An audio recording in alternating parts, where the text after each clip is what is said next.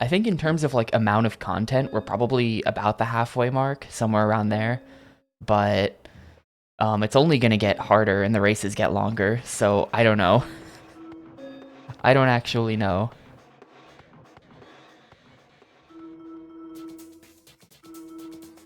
Right now, okay, we're probably past the halfway point in terms of content. Like, check this out. I think there's 36 total, and we've done 6, 12, 18, 19, 20, 21. We've done 21 out of 36. So, you know, progress being made, I guess. But yeah, it'll be another day of holding the A button and discussing anything but the game. What's still left? I think it's just the championship classes where I can just like put the best possible car on. I don't know what the best car is. And yeah, this has Heights Mountain, which is scary. This also has Heights Mountain. Or wait, no, that's the same one. Okay, we're gonna save that one for last then. I don't want to do Heights Mountain. That's the hard track. So I gotta check. Right now I'm using the RX-7, which is this. I gotta see if there's a better car out there that I'm just not aware of.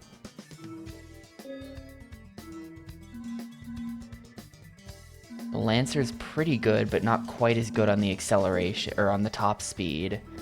Mitsuoka, don't have that, but that would be better. Does Nissan even make good cars? Dude, look at the Nissan Cube.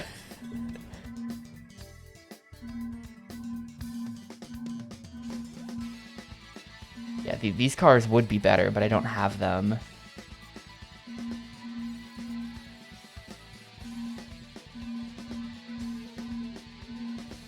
Okay, no, these cars are all crap. Maybe Subaru? No.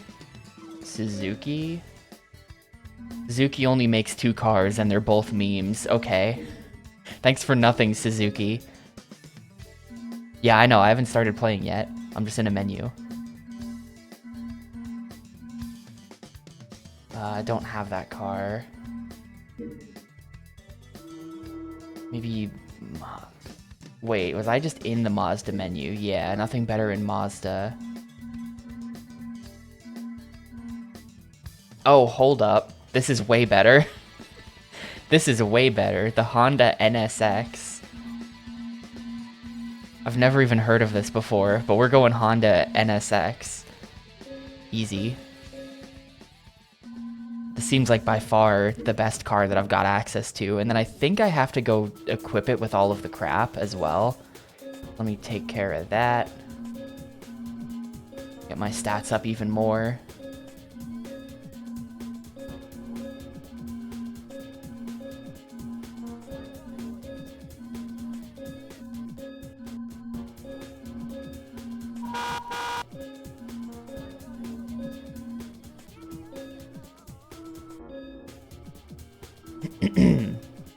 Alright, now it's time to go.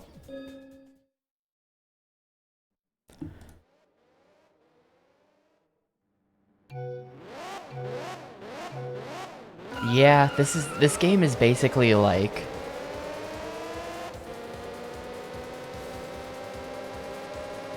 Like, if you were here for that one golf game that we played, Ketrub, this was a long time ago.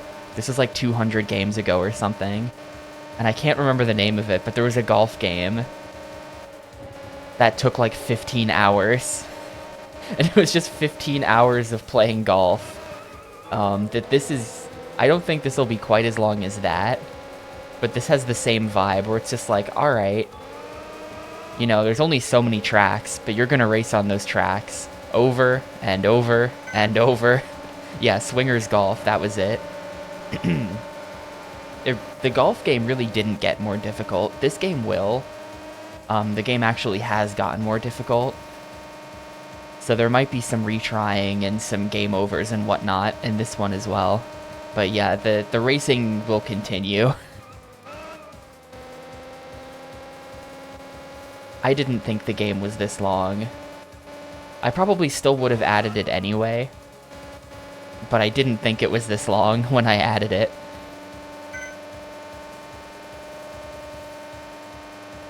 Man, this car's engine sounds horrible.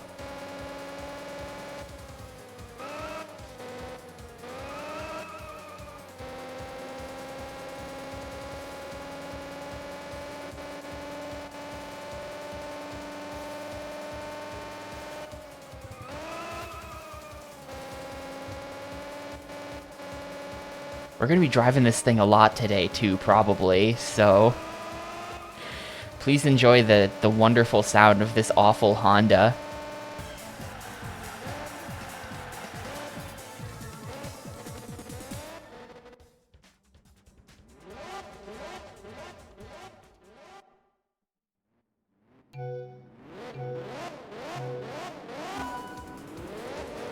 I woke up really early today, so I was working on some stream-related stuff. No spoilers, but I was working on a thing that I'm excited about that you'll all see eventually. Still have a lot more to do, but, you know.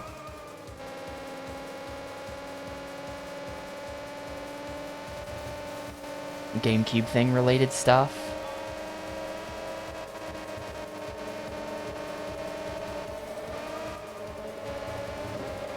I've just like been waking up early a lot recently for some reason. I don't know why. It feels weird to be productive before starting stream instead of being productive at 2 in the morning, which is when I usually do things. Like 11 a.m. and I'm like, all right, let's get to work for the day. I should be asleep right now.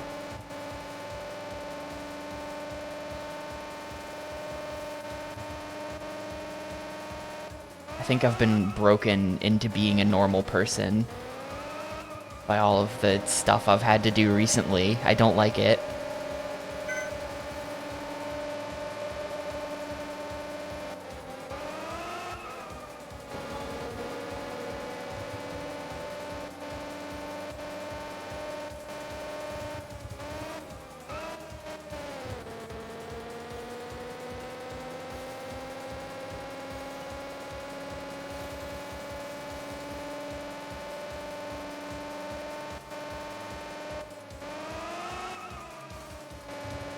Oh god, no, just don't pass me. No, we're actually fine, but that sucks.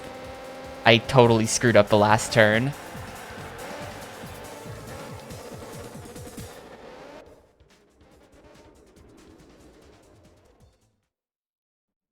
Well, we found out yesterday, and I still don't know the exact cutoff for sure, but it seems like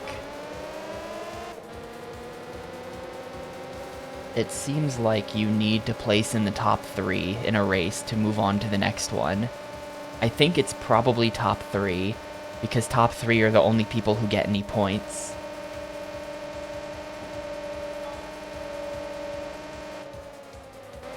And as long as I'm placing top 3 in every race, it's probably pretty hard to not get some kind of medal at the end of it. I feel like mathematically you would have to get very unlucky. I don't even know if it's possible to not get a medal if you place 3rd every time. Yeah, I guess technically it is possible. If 3 different people place in 1st, then there would be 3 people with 10 points and you would have 9. So you would be in 4th there. So it is possible.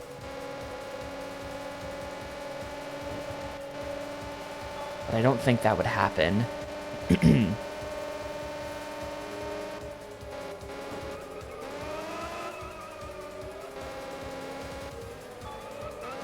Ugh.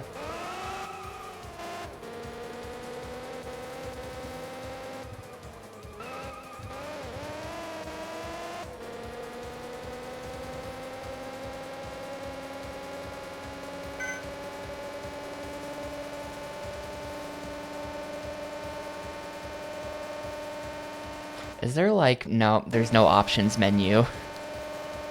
Normally car engine sounds don't really bother me in racing games. Like, people in chat will complain about it, but I'll just be like, ah, whatever, I don't care. This is a very bad engine sound.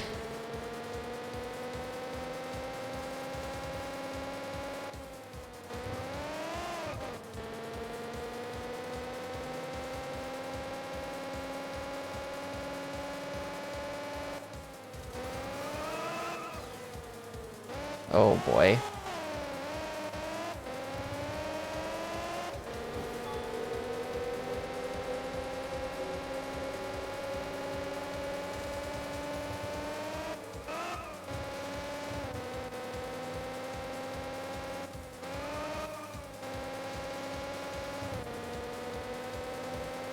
Yeah, this game has like, I don't even know how many dozens of real licensed cars.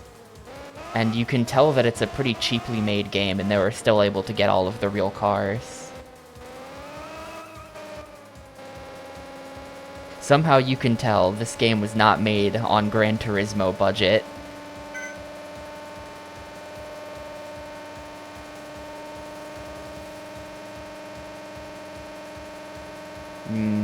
Lovely.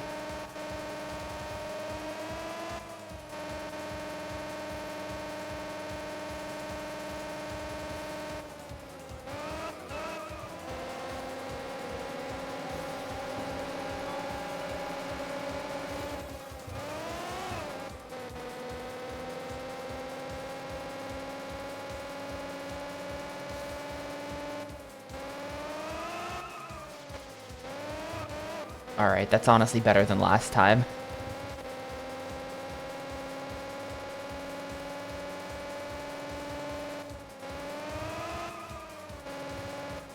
Yeah, do you think Honda would sign off on their car sounding like this in the game?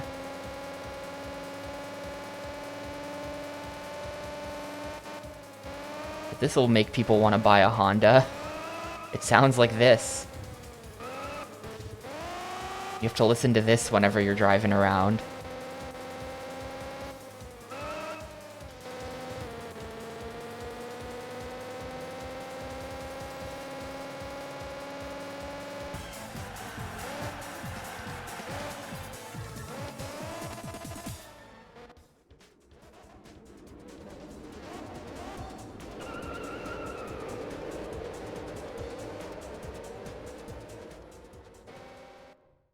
It does seem like this game has a rival system. Yo, new horn.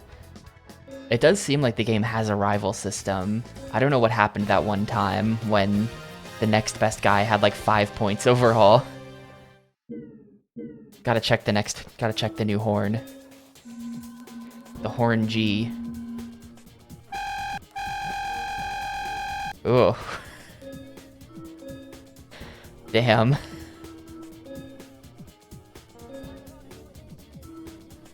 The horns in this game, Ketchup, hang on. The horns in this game are incredible.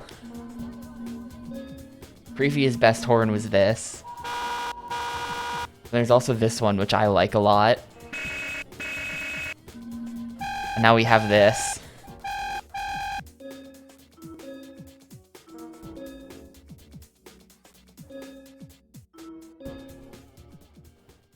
Just the worst sound effects in like any racing game ever. Oh, I meant to try to turn that, well. Meant to try to turn the engine sound down. Oh well. Yo, what's up, Theo?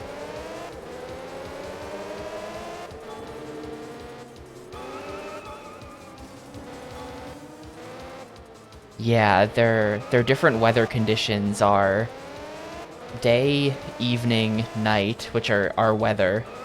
The time of day is weather, actually. And rain. They have rain. There's no snow. There's no fog. I mean, I guess there's fog right now, but not, like, as an extra condition. But they did do rain.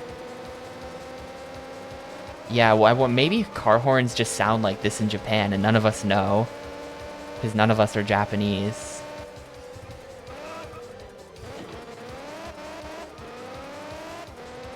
Yeah, I hope Horn H is just like the worst sound known to man. Foley artists working overtime to invent the worst ever sound effect.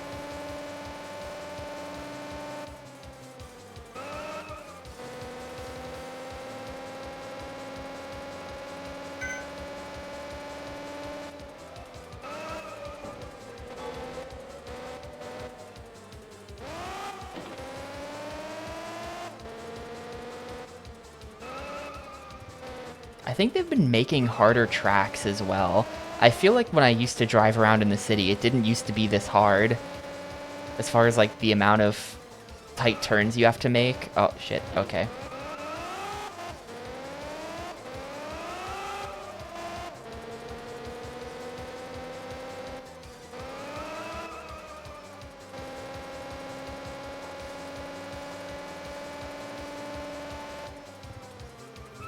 This right here just seems impossible to do at speed, but also I'm not slowing down, so... And it doesn't really seem like the computer can do it either, so it's fine.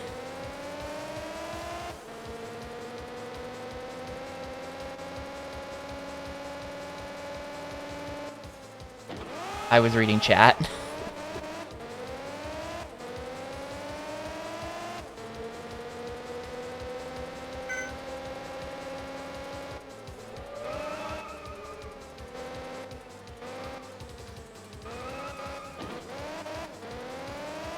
Yeah, I think we are. I think they've, like, invented a harder version of the city for the higher difficulties.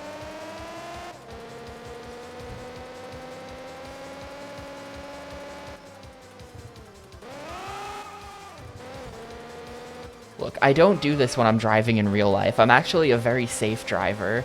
Everyone always compliments me on how safe my driving is, and how they don't feel scared getting in the car with me. That's a true fact.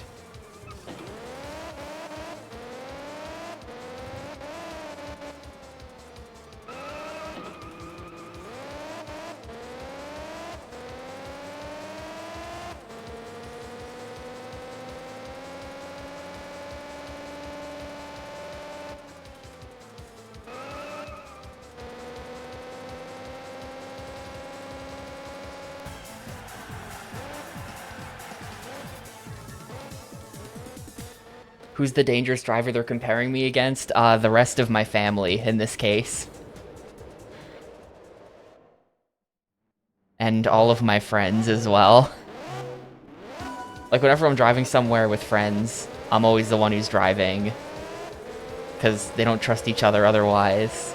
If it's my family, I'm the one who's driving. Because they don't trust each other otherwise. I thought I made a pretty bad impression that one time in Pittsburgh. We all piled into my car. But in my defense, icy roads plus Pittsburgh is an old and annoying city. And I blame Pittsburgh, basically, is what I'm trying to say. Not my fault.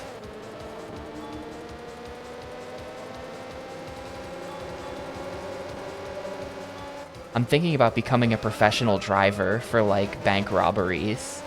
Applying my skill set.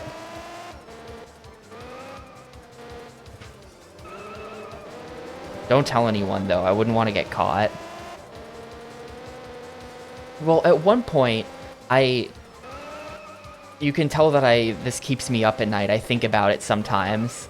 At one point, we were driving to an art museum at AGDQ because we're all really cool and wanted to go to see the Pittsburgh Art Museum that I can't remember the name of. But on the way, we were, like, on this highway, and there was just, like, a bus stop on the side of the highway that just takes up the left lane. So we were behind this bus that then just decides to go from 60 miles an hour to stopped in the middle of the highway, which I did not think it was gonna do. And so I kind of had to brake kind of hard, and I was embarrassed by that. But, like, who's putting a bus stop there? Like, what the hell?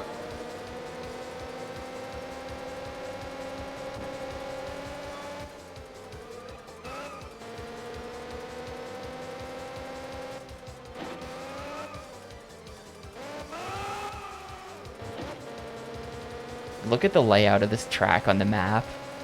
How do they expect anyone to race on this?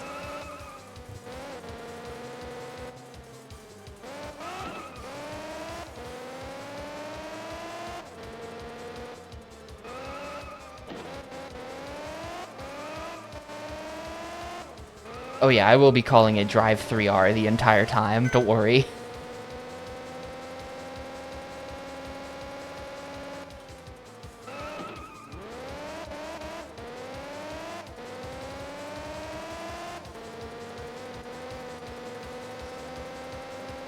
I'm looking forward to Drive 3R, honestly, because I feel like it's gonna be interesting. I hear it's pretty bad, but that just like makes me want to know more. That's my reaction to bad games. If a game is good, then I'm like, alright, guess it's good then. But if it's bad, then I have to know more. That just makes me want to play it.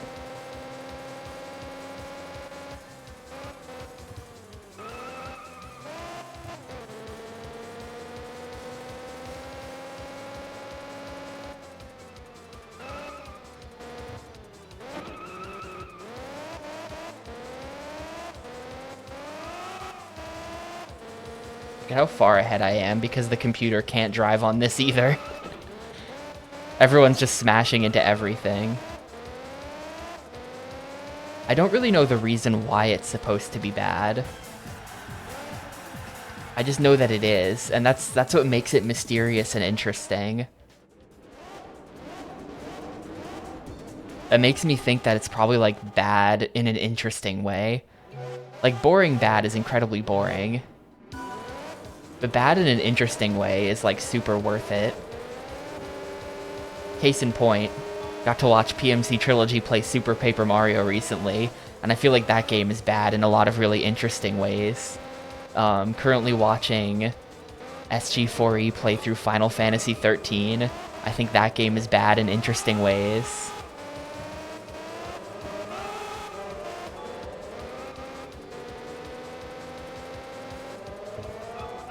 That game's also just good in a lot of ways, too. Final Fantasy 13 was fucking cooking with the aesthetic, I gotta be honest. SPM is one of your favorite games, sorry, Alter. I don't know, man, they had a lot of ideas. For every level, the developers broke out a brand new, interesting idea, and a lot of them are just really, like, questionable, I think. Is it a good idea to make you climb up all of 7-2 again? Is it a good idea to make you type in please like 6 times to get the 30 button long password in 5-1? Was it a good idea to make you start the Pit of 100 Trials on World 6 and then just cut it off halfway through? Was it a good idea to make actually the Pit of 100 Trials split into 2 separate pits, one of which you have to do twice, for a total of 300 floors of Pits of 100 Trials, plus the Samur Kingdom, which is another 100 fights?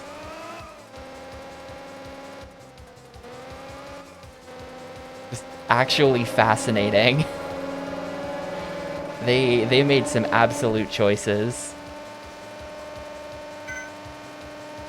Hang on. My nose itches. Alright, continue racing. Wait, what is this? Why would you post this?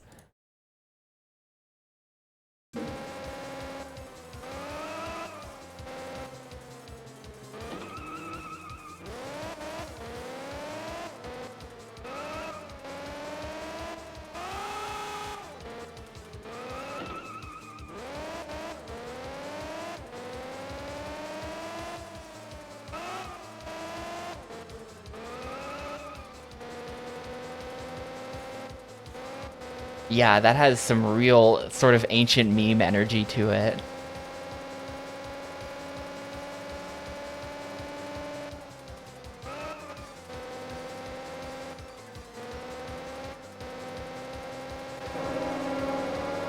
Wait, which picture did I post? I don't even know.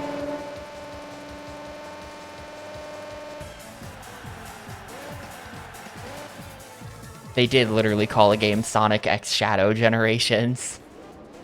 The one with the cars. Oh, yeah. Yeah, Final Fantasy 13 has these cars in it that look like Jar Jar Binks. Hang on. I need to nobody responded to me at the time, which makes me think that I'm the only one seeing this. But, like... Tell me I'm wrong. Tell me I'm wrong.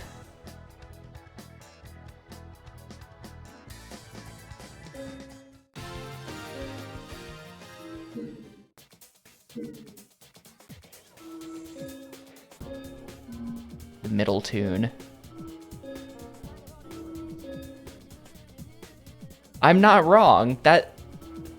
Look at it. You got his weird beak. You have his weird eye stalks, complete with like his weird, like fleshy eyelids. You've got kind of like the wheels on the side are like his weird ear flaps. What do you mean you don't see it?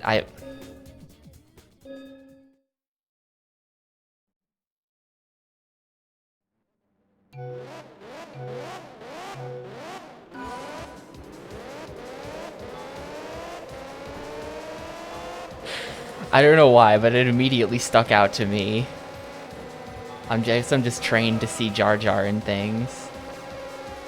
There are Jar Jars everywhere for those with the eyes to see them, or whatever the meme is.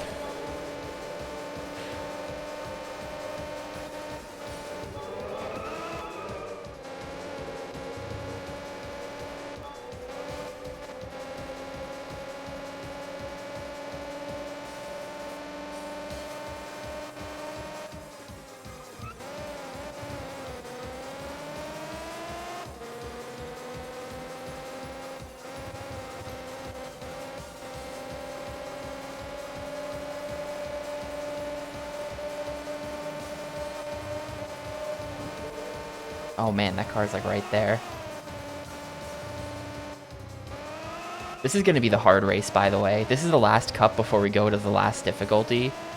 But we have limited attempts to do these like mountain races, which tend to be bad. And I think in particular, I saw that the third track in the race is one that was giving me a lot of problems yesterday. Hopefully I won't game over on it.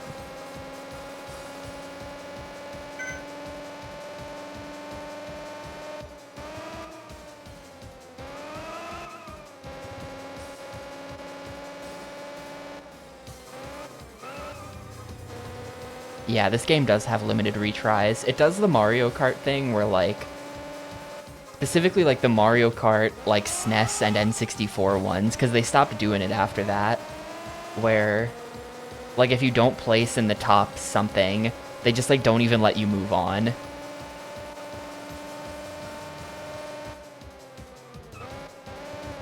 I think in this game, you have to place in the top 3 to even move on to the next race, and you only have... I think you have 5 tries, which is a good number. But I think if you run out of tries, it's game over, and you have to start the set of 3 races again.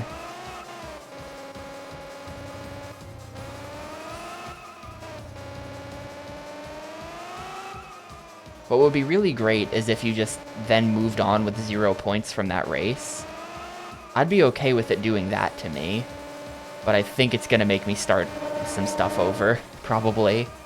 I don't think the game will be so merciful.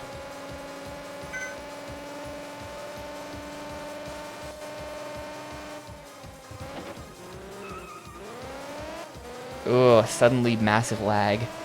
Well, later Mario Kart games, you just continue with no points, which I'm fine with. I mean, also, like, it's later Mario Kart games, so I'm not sure... Like, come on, who's not placing at the top there? I don't know who's coming in last against the computer in Mario Kart. Don't check my Mario Kart Double Dash VOD. Ignore that. That didn't happen.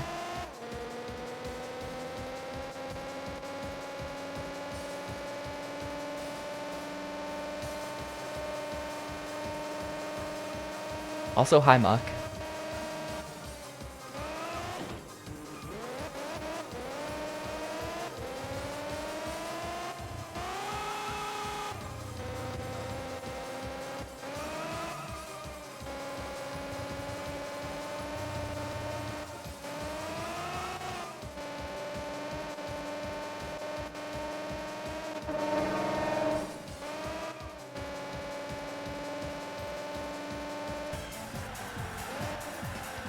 Yeah, I don't know.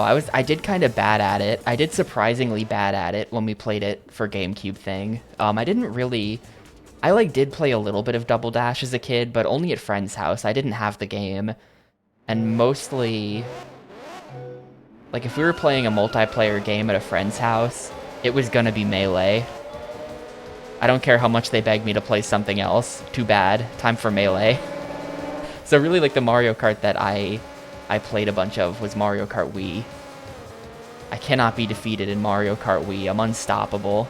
Probably. It's been like 15 years, but I think I'm still probably unstoppable.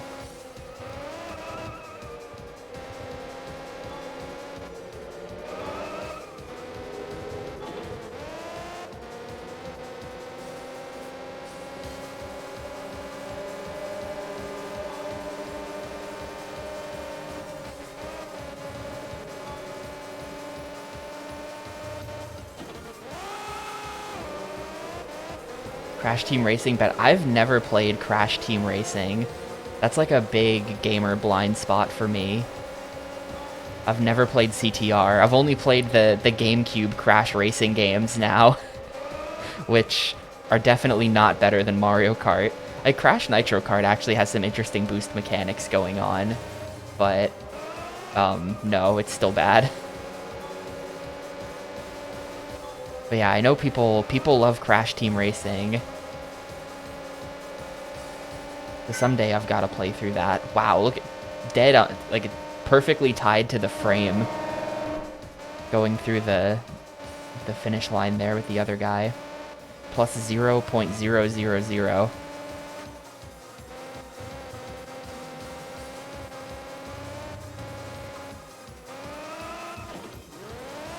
I mean, obviously there are things that can happen to you in Mario Kart that are just like, the game decided that you lose.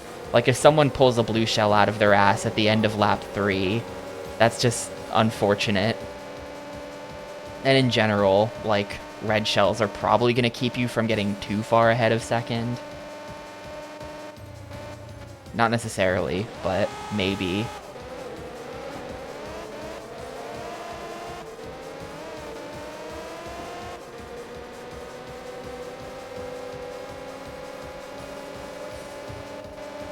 I don't know. Mario Kart's moderately skillful. Mario Kart's a moderately skillful game. If you play with friends, you'll notice the same friends winning every time. Or almost every time.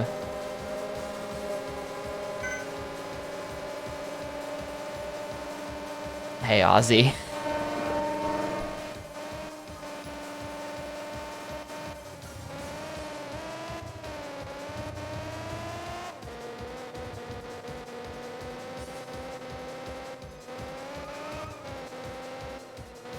I do think that the Mario Kart controls got a lot better with time. Like, the old games, like 64 and especially Super, are just like, your cars don't even turn. Like, you hit the turn button, and like visually, you just go into like a drift and just continue going straight while now facing to the side. It's such a miserable experience turning the car in the older Mario Karts. You get used to 64. I'm just not used to it. Super is very bad, though.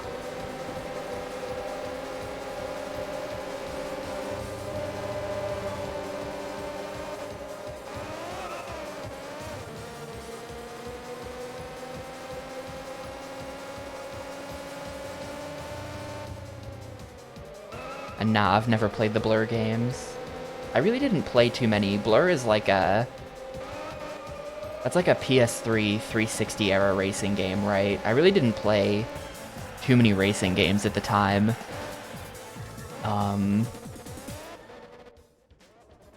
Like, I had Mario Kart Wii. And I had Need for Speed Hot Pursuit 2010 for some reason. And that was it. I missed out on, like, all the other racing games of the era.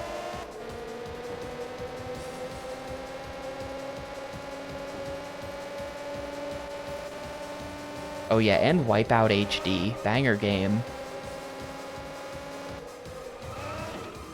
So this is the race that I'm afraid of. Look at this track. Literally, look at this racetrack. I have to somehow come in third on this thing.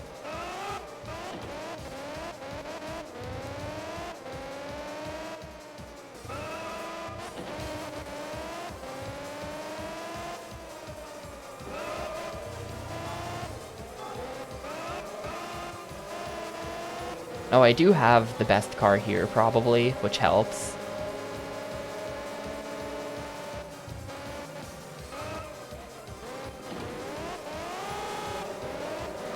The handling sucks, but that's just a skill issue.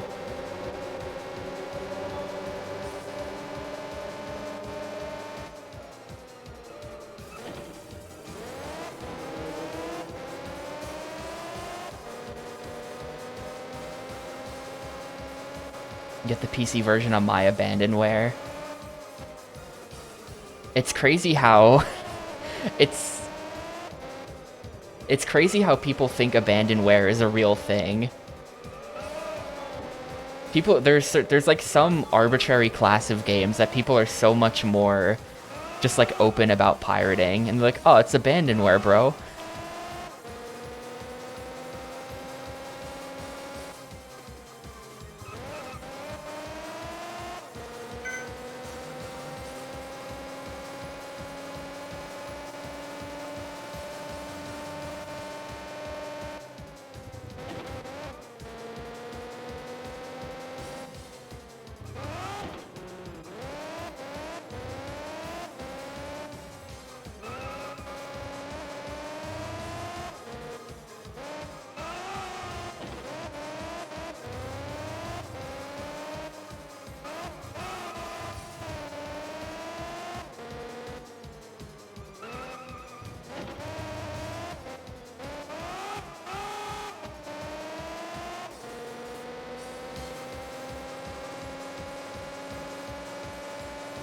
Yo, what's up, ID?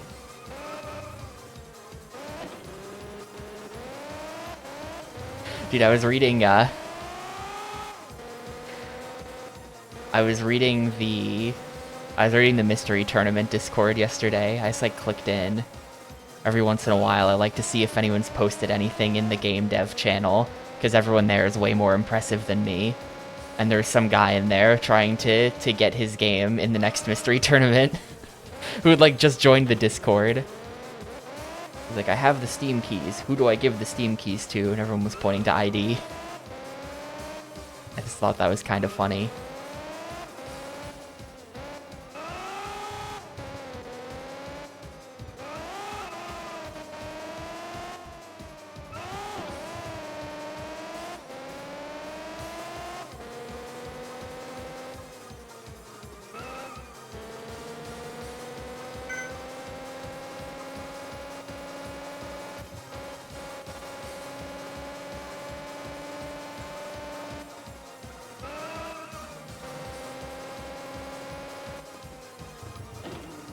Enough RNG to keep a race interesting. Uh-oh.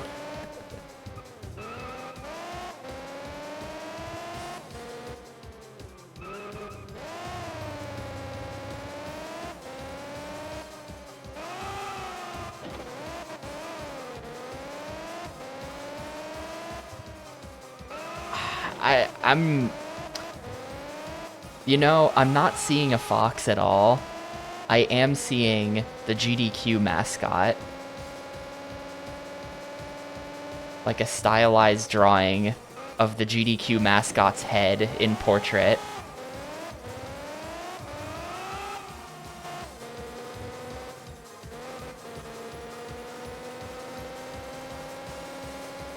Like, I kind of see what you mean, but the Jar Jar Binks trucks are much more legit. Oh, the right is a tail? I don't see that at all then, never mind. To me, the right is like a snout or something.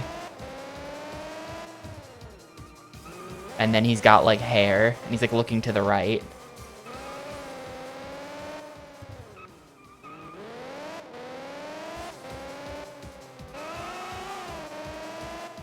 I think the secret to this track is actually to just slow down a lot on all the turns, and then the computer is bad and can't do it either, so you just pass them.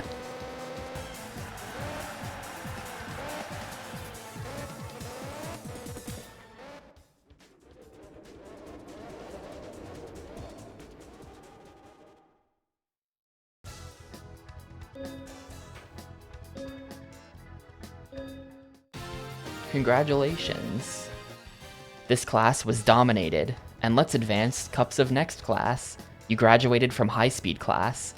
From a professional class, since patience and effects are required, do your best. Alright, effects are required, guys. Look out. So we're on the last difficulty now.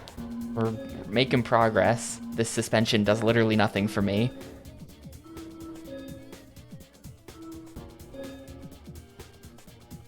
We got how many here? There's like 1, 2, 3, 4, 5, 6, 7, 8, 9, 10, 11, 12. Also, I have to do the license. Yeah, that 1 silver. Should I go back and get gold?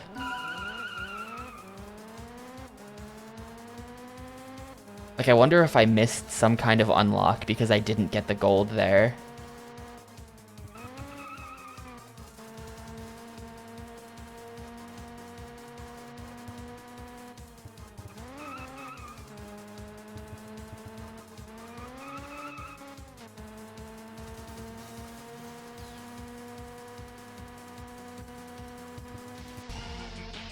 Oh, it's because I went on the grass. You can't go on the grass for this. That's what they want. Do you retry? Yes, I do.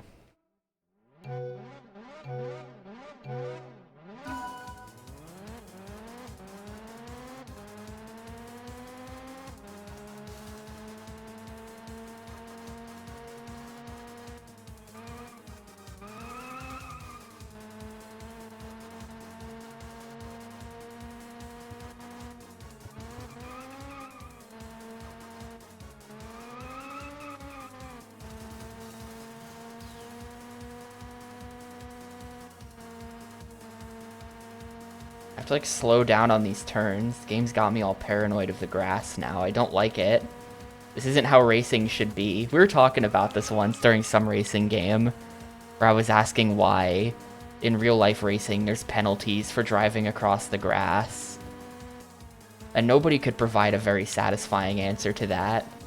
And people were providing the correct answer, but the correct answer is dumb. Apparently it's because it's too dangerous.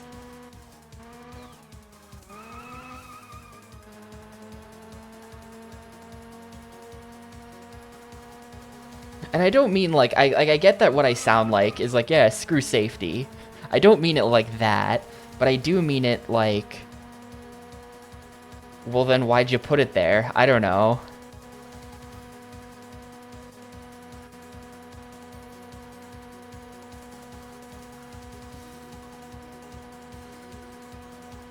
We're gonna make this? Yeah, we're gonna make this easy.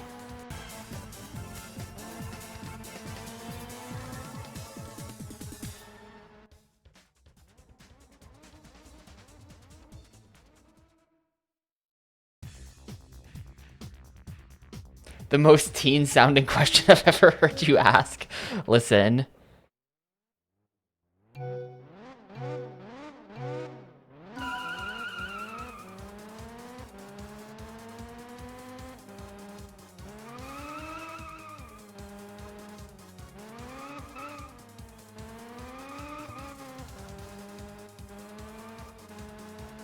It just seems stupid that they would put a really obvious shortcut on the track. Like, here, just cut over this grass and then penalize you for taking it.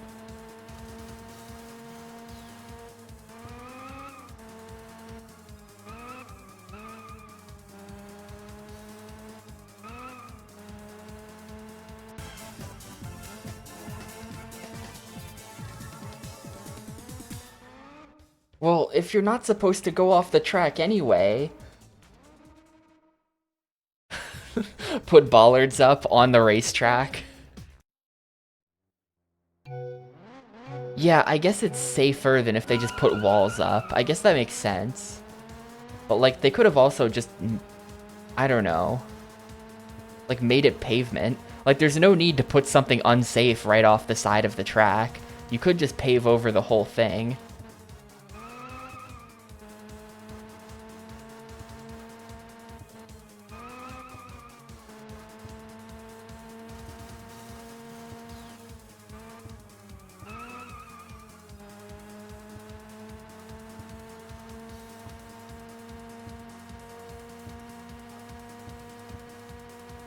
I wonder if this is like a don't touch the walls challenge.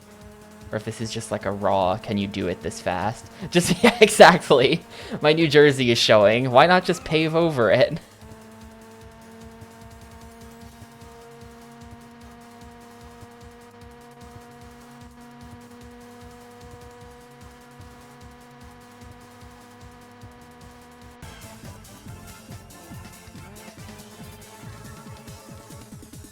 Becomes first city to be 100% parking spots. It's a good picture. Thank you, The Onion, for this.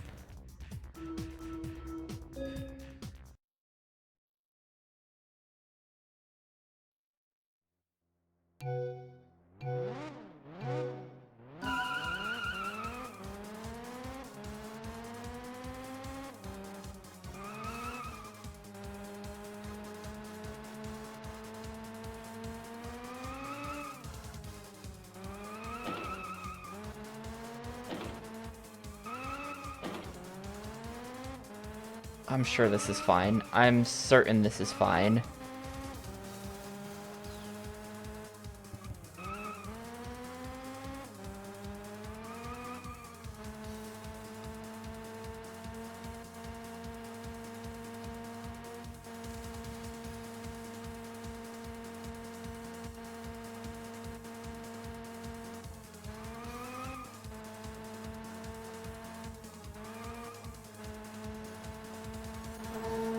Yeah, this is gonna be fine. Not even worried about it.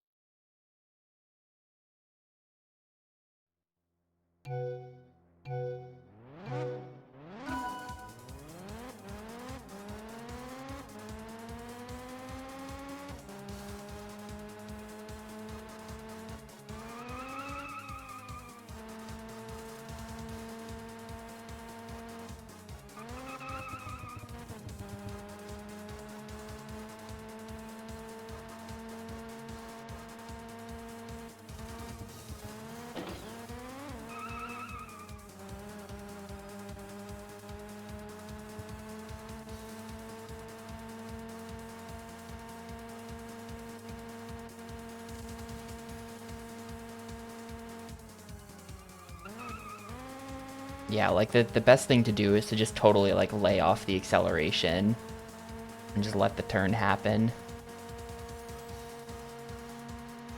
I don't think I've pressed the brakes this entire playthrough. I did very briefly because I know what the brakes button is, so I found it.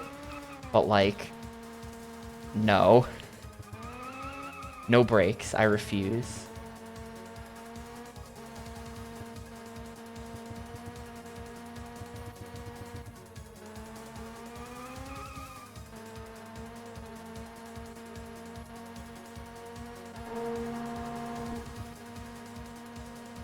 Wait, do we lose? No, we're good. We're fine. So that was all really easy, and you would think that if that's like a setup for like, oh, if you can do this, you can take on the hardest difficulty, then we should be good.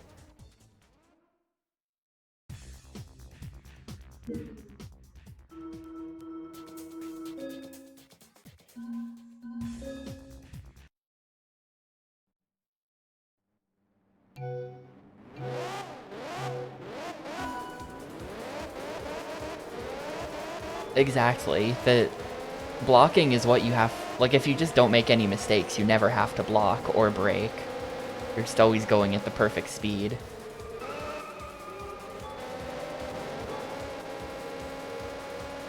I haven't played any fighting games in a while, but I think that's how it works.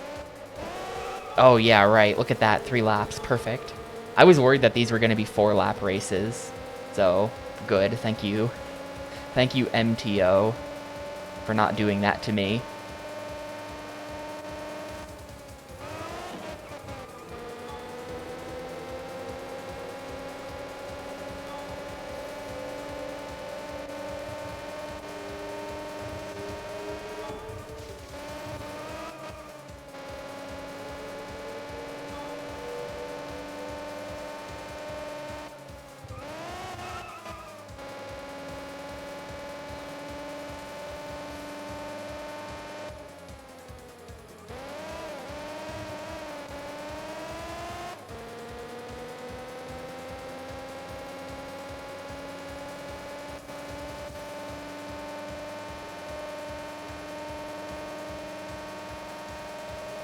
It's a shame that fighting games are, like, not fun casually.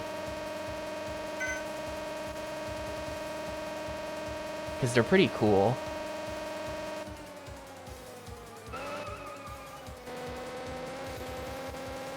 But I don't have the time.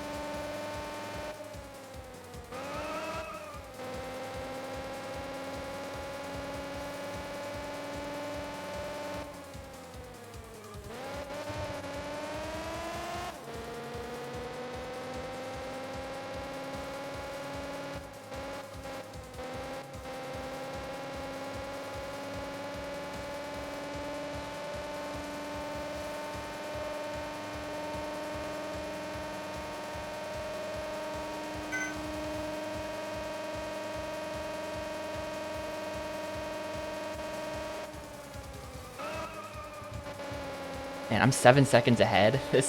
I don't think this difficulty is actually any harder than the previous one. This doesn't seem harder then. I guess it must be somehow.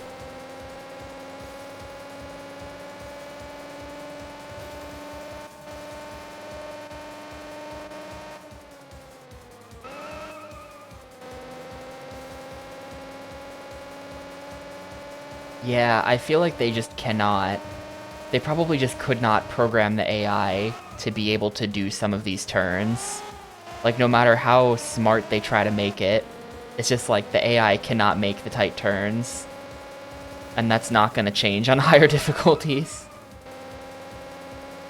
Also, the NSX is definitely OP, but it's not like I did anything special to unlock it. I don't know if car unlocks are random or something in this game. I assume they're not. I assume I got the NSX when the developers decided it was time to give me the NSX. And they just decided way too early, but this car does seem to have some of the best stats of any car in the game. I think that one car from that one, like the one Mitsuoka car, I think they're called, I think that might have better stats, but that's like it. This is definitely one of the best cars in the game.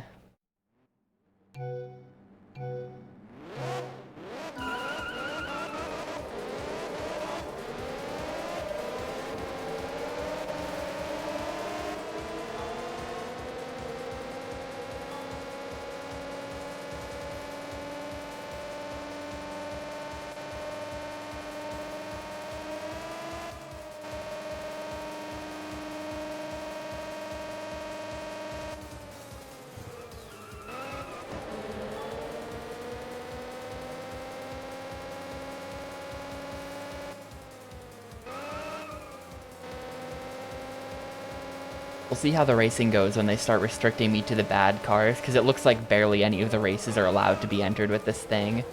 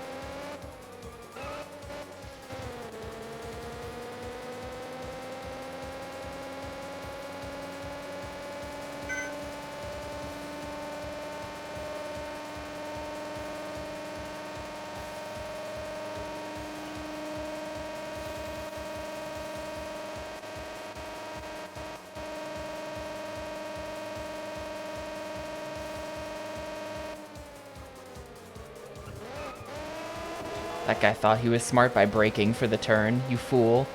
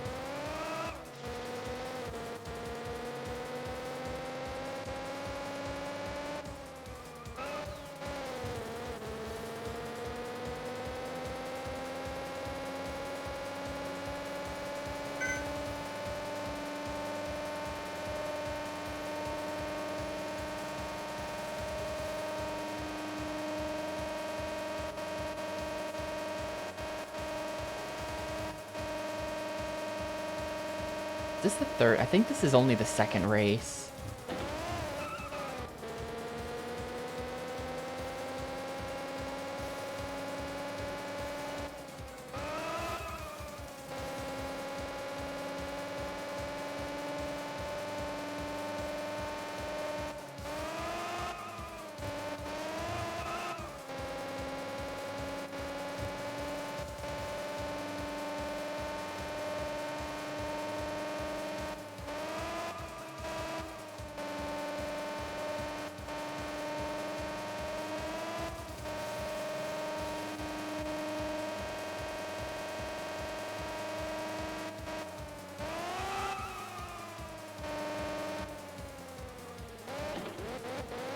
Are we fine?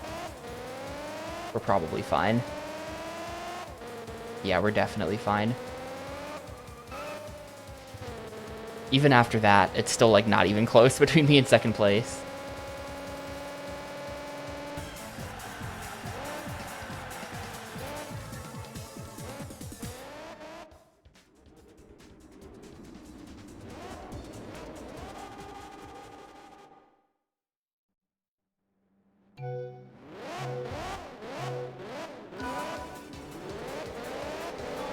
I think that purple car is probably the Mitsuoka one that's like really good. It looks like it.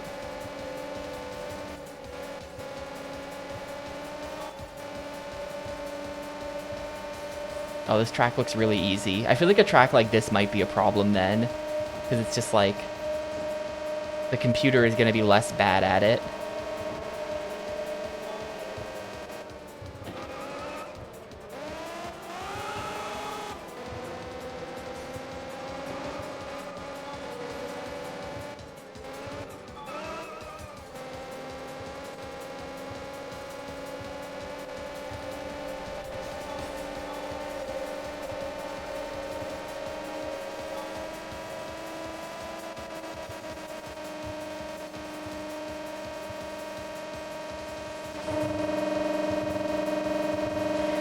Extra loud tunnel variant.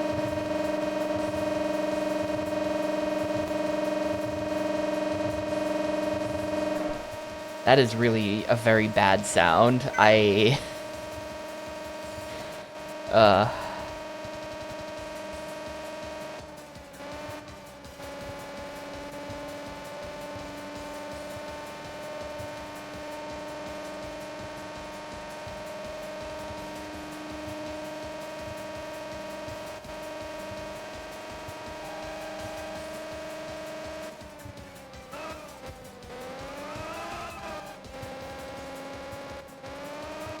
This does feel like the GameCube. Like if it weren't for the, like if this sound ever came out of like a mechanical thing, like if the GameCube ever started making this sound just on its own, this is definitely just like the machine is begging for death. This is the type of sound that it would make. You can't even really hear the horn over it.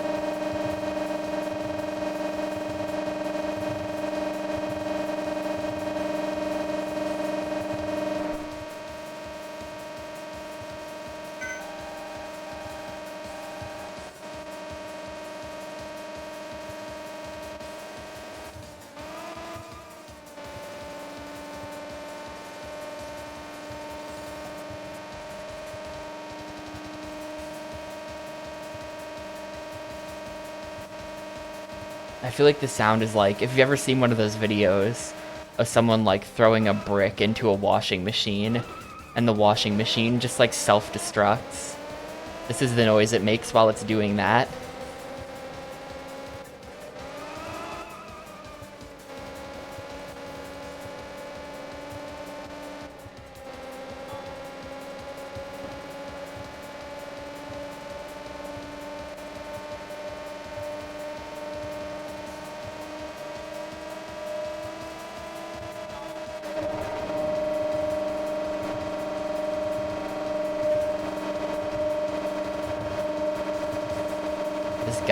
This guy, he thinks he can pass me.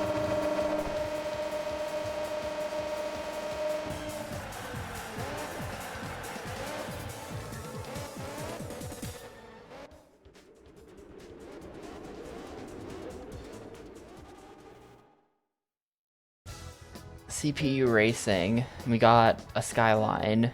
The Skyline might be better, actually. I need to check that.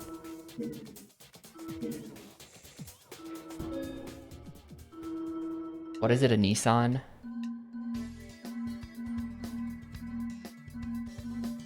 Here's the thing I just got. Or no, this is the thing I just got. Well, there's still a better one. There's still whatever that is. Anyway, I've got my fingers on it, and then we go up to Honda. Here's the car. Yeah, this car is way better than the Skyline. Never mind. This car is still way better. And this one's even better than that. I don't have this one unlocked yet. And then the Mitsuoka has worse top speed, but better acceleration. If we go back to Honda...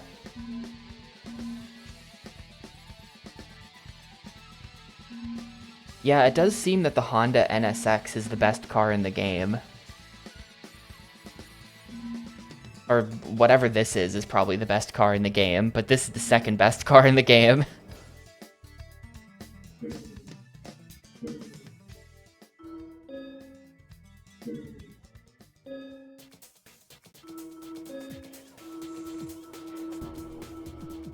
This is like a bunch of stuff. Oh wait, hang on. Tuning select, CPU. That doesn't even do anything, but there, I did it.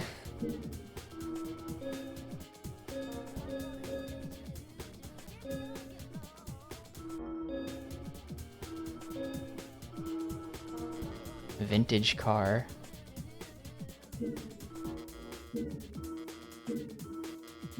These are going to be kind of annoying because there's like they don't accept only one car. They accept a number of different types of car. But that means that I have to check.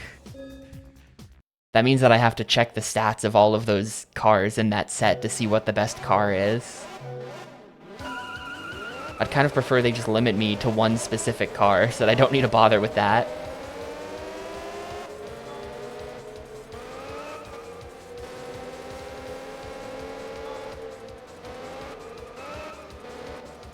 I mean, that's true, but I think the Daihatsu is probably also the worst, stats-wise.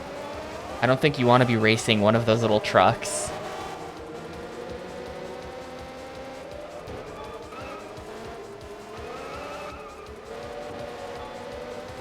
I don't know, it's always a little bit of a shame with racing games where it's like... There's like a trade-off between wanting... Like, really, the car you want to use is whatever car has the best stats. But it sort of feels bad to be so limited in that way as well. Where it's like, if I pick any car other than this one, I'm kind of throwing. But wouldn't it be lovely if I could pick the Daihatsu funny little truck and race that? But, like, no. Outside of, like, one race where you're forced to pick it, you're really like, it's hopeless if you pick this car. So like, one, why is the car in the game then? But two, I wish I could pick that car, it's just too bad. And like, they put the initial D car in the game, like the Trueno or whatever, but its stats are garbage, so it's like, yeah, I want to race that thing, but actually it's not good enough, so I can't. So it just is there in the menu as a thing you can look at, but not really play as. So if it were up to me,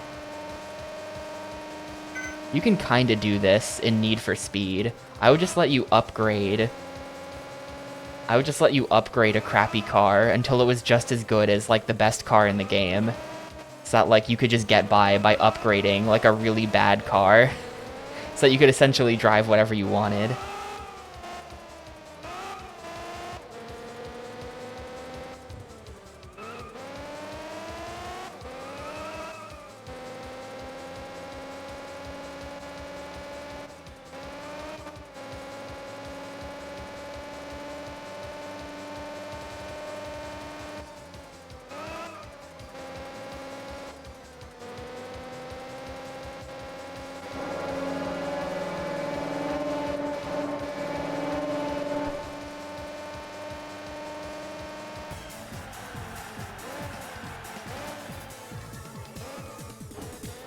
Oh, is it one of those games where they just power scale the cars around you? That's lame.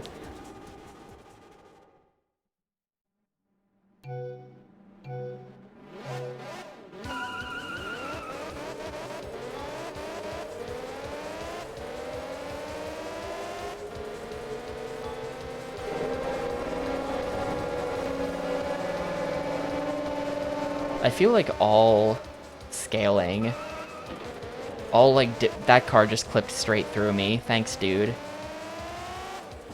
I feel like so much difficulty scaling and like the cars scaling and all of that. It's like a good idea on paper, but it's just lame in practice every time. It's just like, why even bother if the game is always gonna set itself to like the exact same? If the game is gonna adjust itself like that.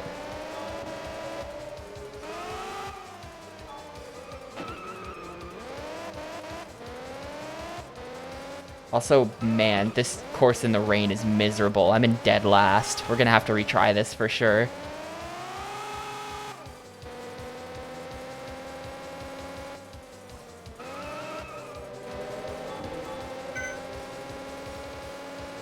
Alright, I'm 8 seconds back. Do we think this is fixable?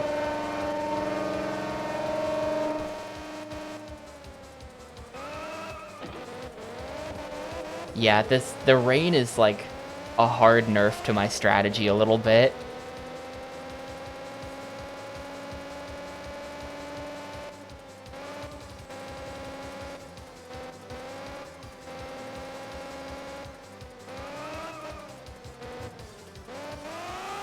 Alright. Have to be a little bit more cautious. Thanks for the assist.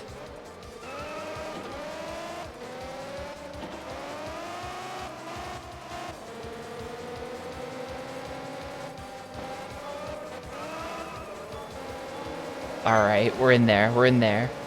Grant Kirkhope just remastered the DK rap. What does that mean? Did he redo it? Or did he like go get like the source quality files? Well, you have to post it. You can't just say that. Posted it in my Discord. Alright, let me see this.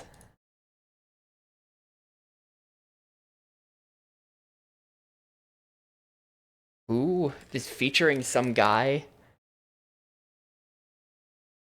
Yeah, this is like a totally different... This is just redone from scratch.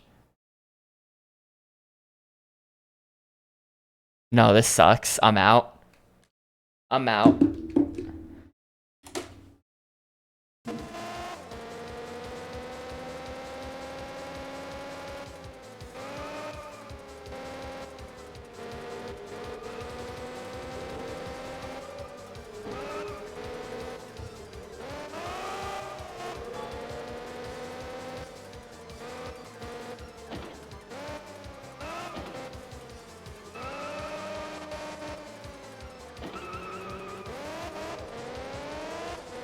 Why did it suck? Because it was just a totally different song.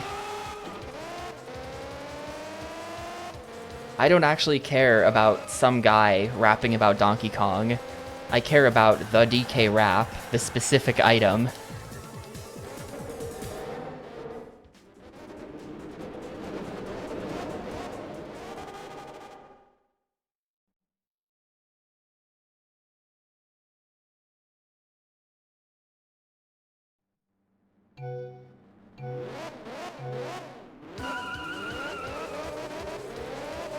Yeah, the Melee version is kind of bad. It just like cuts too much stuff, right?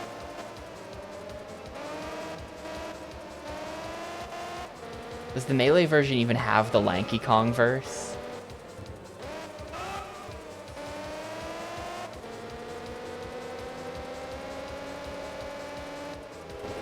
Apricot.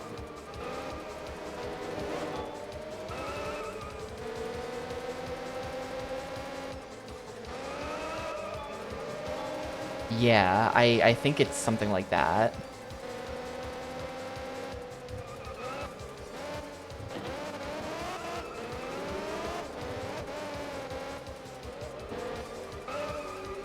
murdered that guy.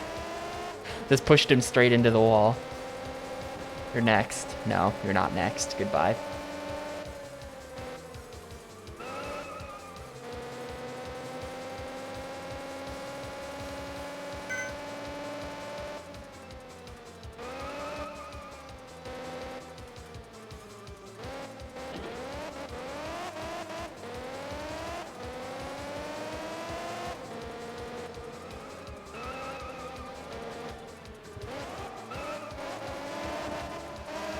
He's just clipping right through me. Like, you could...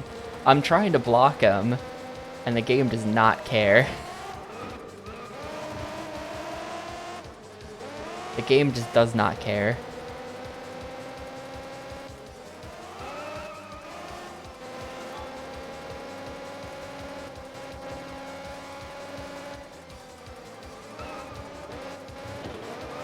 You could see the headlights from the guy behind me that he was also about to crash straight into that wall, so I didn't feel so bad about it. That turn looks a little bit impossible.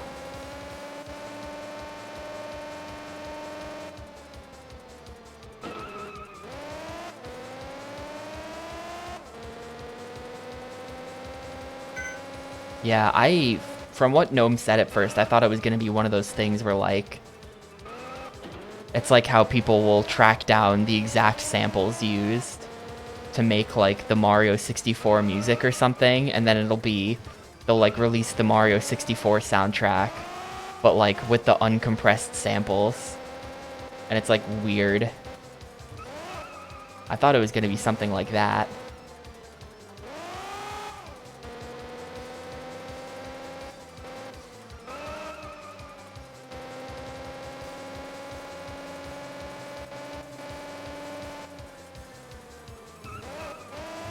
Oh, shit. That's real bad. Wait, am I still fine? Could I just do a 360 and still come in the top 3 here? Maybe not. We're in trouble. Yeah, someone did that with all of the textures in Super Mario 64 as well, where they tracked down the original source textures and then made, like, a hideously ugly HD pack for the game. Which I think is hilarious. Oh, I still win too. I still come in first. There's the Mitsuoka.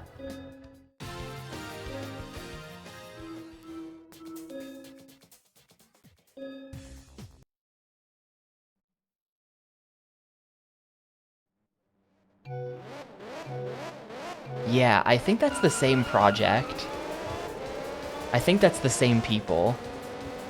Where they also, like, wanted to make the game look like the renders.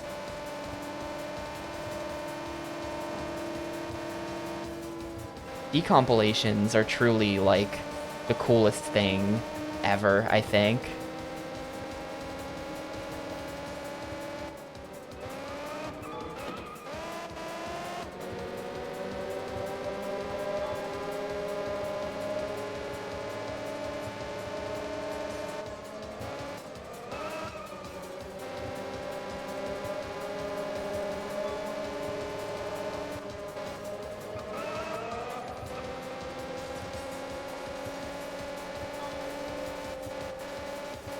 Yeah, I saw that.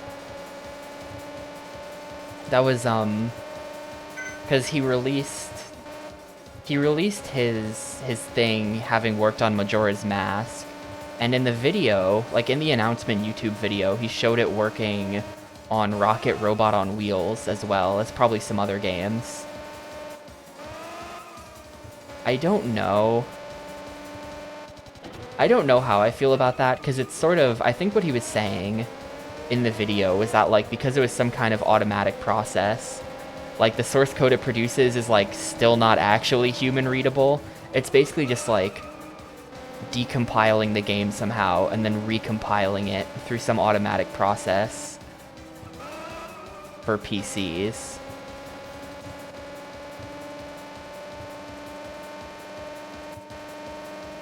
I didn't fully understand, and when I tried to look into his project to see if I could like set it up myself, because I was like, you know, if you look at it, in the video he shows Rocket Robot on Wheels, and I want to play a PC version of Rocket Robot on Wheels, so I looked into seeing how I could maybe do it myself. And it was just like a big load of nonsense that also seemed to indicate that it required a fair bit of manual decompilation work still as well, to like enter in certain like there was some config file, I think, where it was like, yeah, you just need this config file. We were able to generate one for Majora's Mask because humans already did all of the decompilation for us, and you know, that's what you have to do to get this file with all of this data you need in it. And it just seemed like a weird project that, I don't know, but he did show it working. But anyway, where was I going with this? Oh yeah, I think it's less exciting that, damn, third, that was bad. I think it's less exciting that you don't seem to get, like, human readable and work withable source code, because to me that's the most exciting part, where it's just like, hey, remember that game that you loved so much? Here's the source code. Here's all of it. Go crazy. If you don't get that, and it's just like some guy who can technically port N64 games to PC, then it's just like, alright. Not 100% certain I care. Sorry. Like, that's cool and all. But, like, we already have emulators for playing most of these games on PC.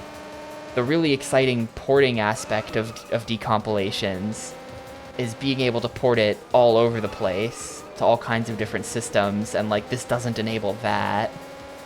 It doesn't really enable, like, a vibrant modding scene for the game. It doesn't really... At least it didn't seem to at the time. It's been a long time since I, like, looked at this, because this was, like, 6 months ago or something. But, like, I was messing with the Paper Mario 64 decompilation a while ago. There was, like, some like, basic code mod that I wanted to try to do. And I was able to do it, and it's just so cool that it's just like, alright, here's Paper Mario. Here's the event script controlling this aspect of the game. Let's change this around, and then recompile, and then bam, I've got my version of the game where this thing works differently. It's just so cool. I love that that sort of stuff is out there now for so many games.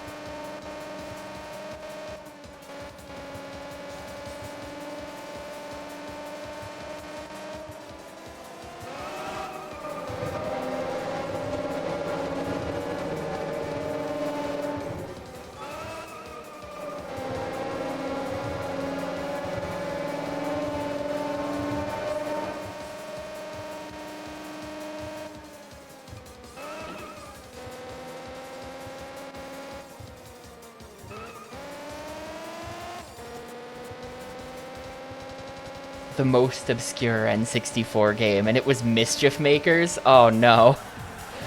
No, the most obscure N64 game is in fact Rat Attack. Sorry.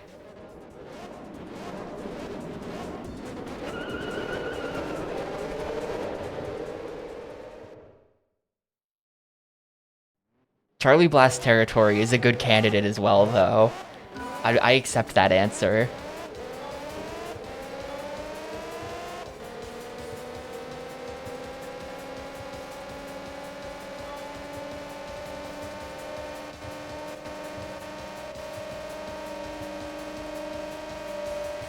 Rat Attack is kinda... It's not bad. It kind of is like a Flash game. Like, I feel like that gameplay would be a Flash game if it were made 5 years later and with 2D graphics. but it's not, like, bad. You know, while you play it, you're not like, man, this sucks. I want to stop, but, you know.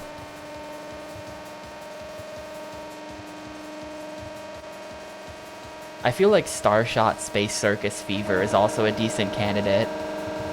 Starshot Space Circus Fever is such a fascinatingly weird game to me.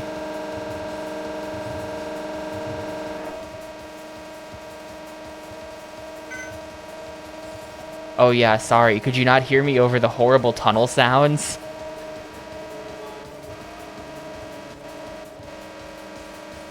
Wow, 3D with Flash. I don't know. I'm trying to think if I ever saw that. And I'm sure you could do your own, like, really rudimentary software rendering 3D. But I don't know if Flash had built-in 3D support. I kind of don't think it did.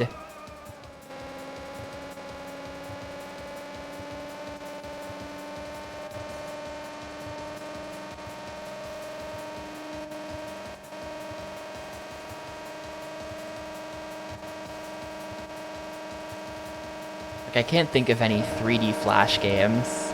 Apparently it did. You can barely hear the horn when you're in the tunnel. That's the thing about it.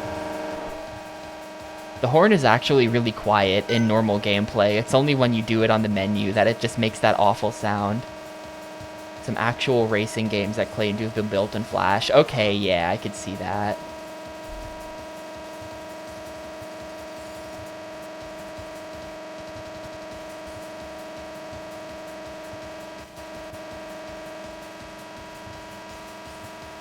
I feel like that's like a technicality though. Like back in college for a game jam, someone in our game dev club who is like a known game maker legend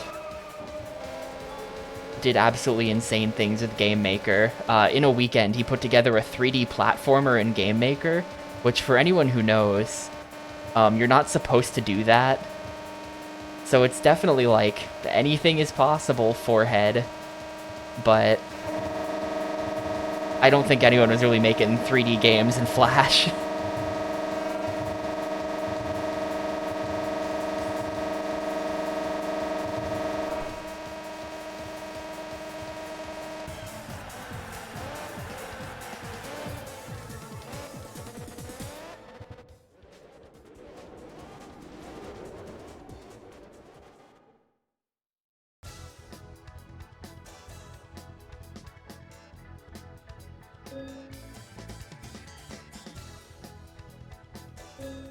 Oh, that might be the next car, the NSX-R.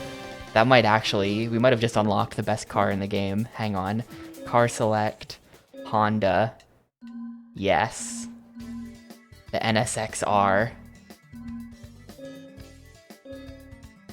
North America's so good. Why didn't they make a North America 2? Honda showing up with the NA2.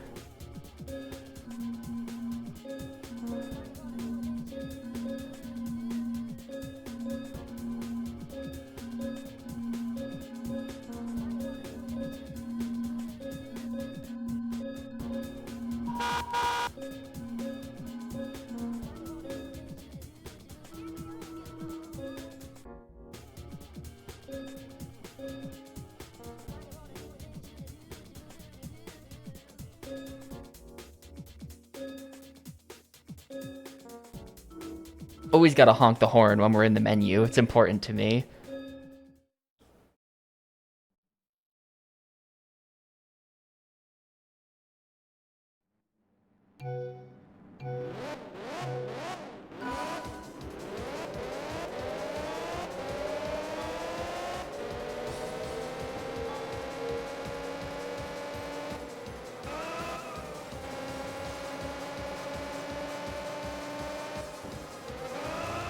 These are going to be kind of hard races.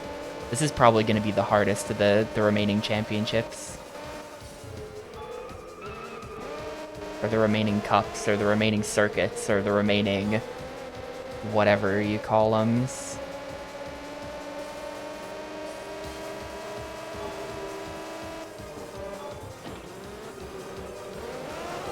Oh god, everyone just passing me on all sides.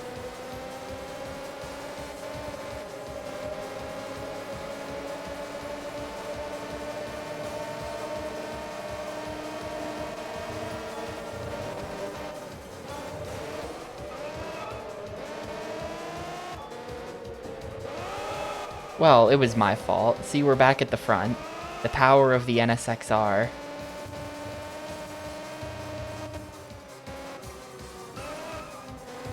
Would not have expected the best car in the game to be a Honda. But what do I know?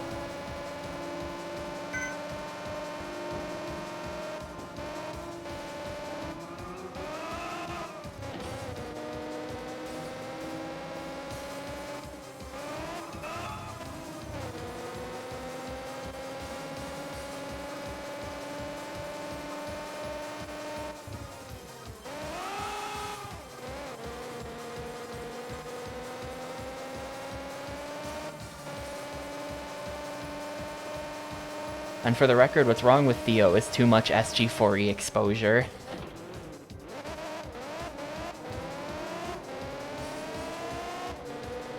It's like when you're like an X-ray, like if you're an X-ray technician and you gotta, like someone goes in to get the dental X-ray and you have to like, the dental technician like puts on like the lead vest and they like stand out of the room behind like a blast shield. It's not necessarily that a little bit of exposure to X-rays is bad. It's that they're an X-ray technician, and exposure to so many, giving so many people X-rays would be bad. It's the same thing. You gotta wear your lead vest.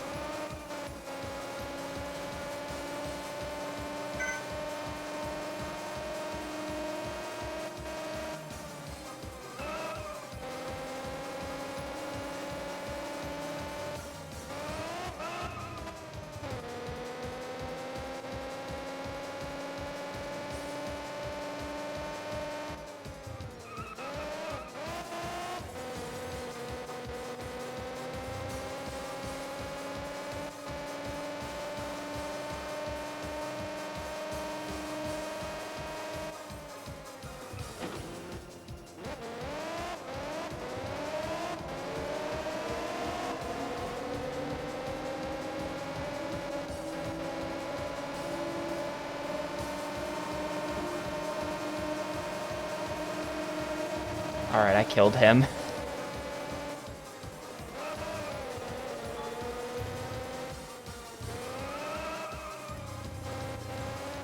It's a good thing they never make me do these tracks in the rain. That would be really evil.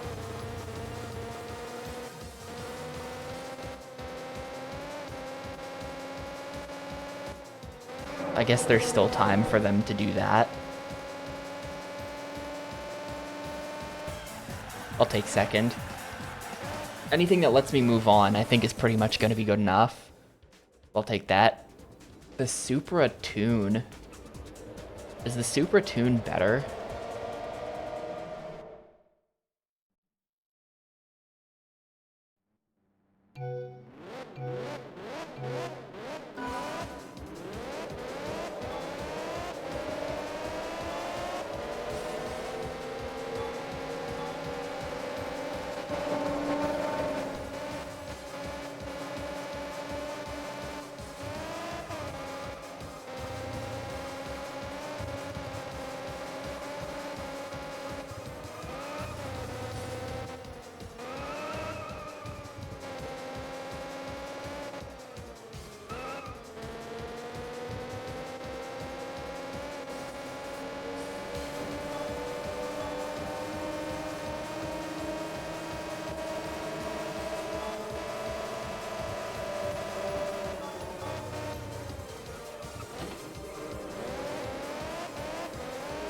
I don't know.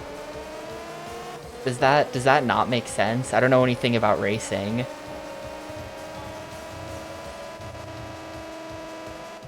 Oh wait, yeah, hang on, that doesn't make any sense. Because we're driving down the mountain, and then we must drive back up the mountain.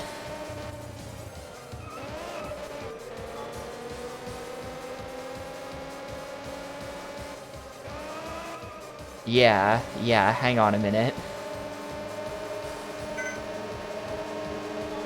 Coming through.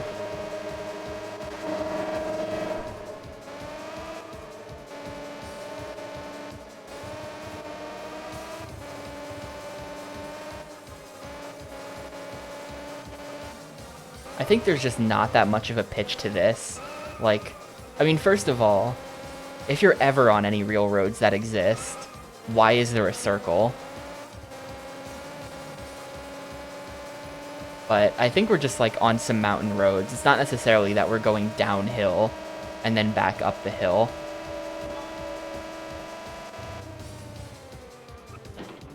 I think for some reason there's just a loop of road up here.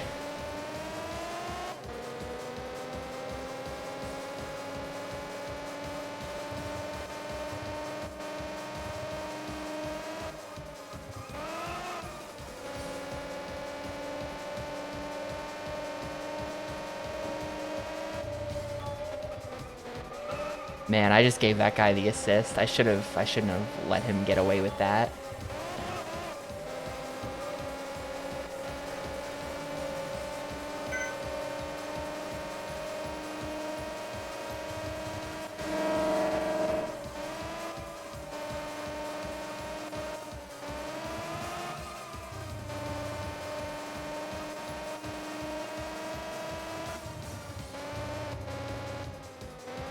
And the guy in front of me is just like too crazy. Uh-oh. The guy in front of me is kind of just too crazy. I'm not getting any closer to him.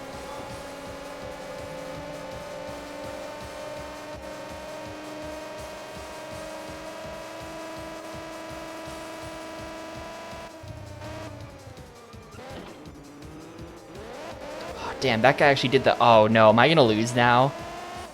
Those people actually did the turn correctly. I didn't think they would.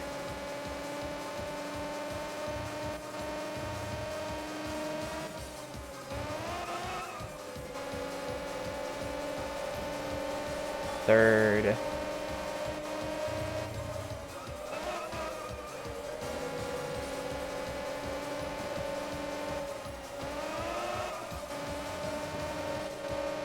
Second. Alright, cool. I'll take that. I really don't want third, because that's kind of like not good for points. I'll take second. Yeah, see, look, at this point, only 3 of us even have points, so it would be impossible for me to drop out of the top 3. I think. Technically, it's not mathematically impossible, but it's nearly impossible. I just have to...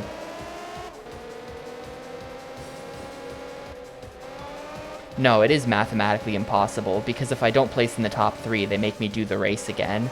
So I need to get some points out of this, so yeah. We're locked in. We're good.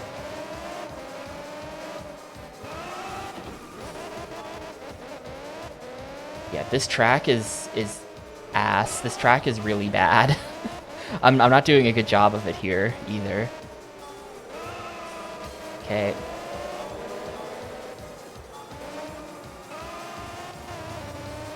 It's literally just like constant U-turns the entire way.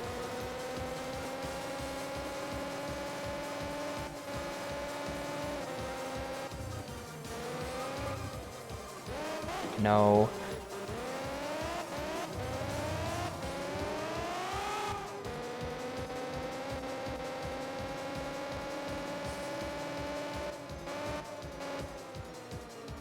And for a minute I was thinking, like, what kind of monster would design a road like this, but then I remembered that, like, that one street in San Francisco exists, right? Like Lombard Street.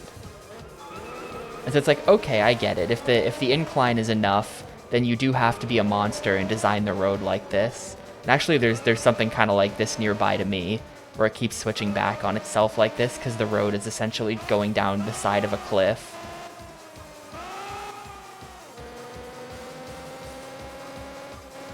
I accidentally trusted my phone to give me directions a couple weeks ago to somewhere, and it had me driving down that thing. It was really bad.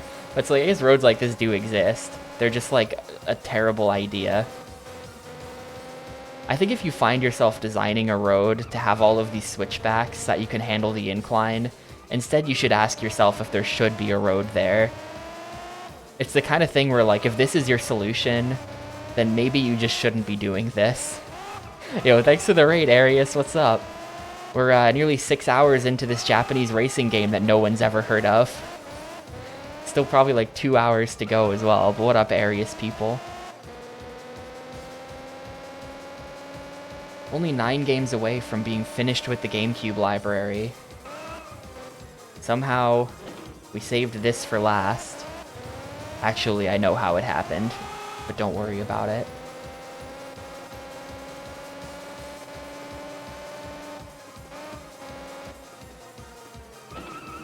Wait, am I in first right now? I didn't even process that. I'm in first by a lot, too. Let's go.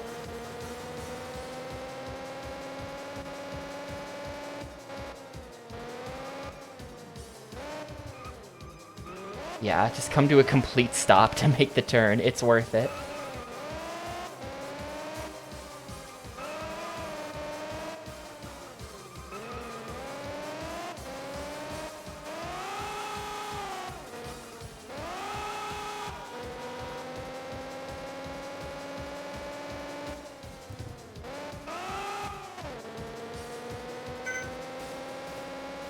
Dude, look how ahead I am right now. Stopping for the turns paid off.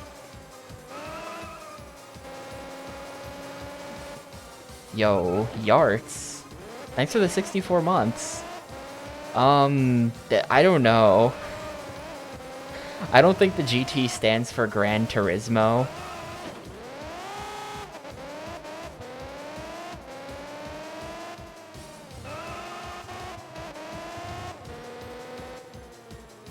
Might stand for, like, get that cube.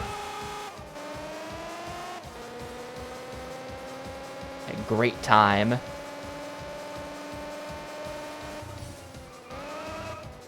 Good Thai food. That's what I'm gonna have tonight.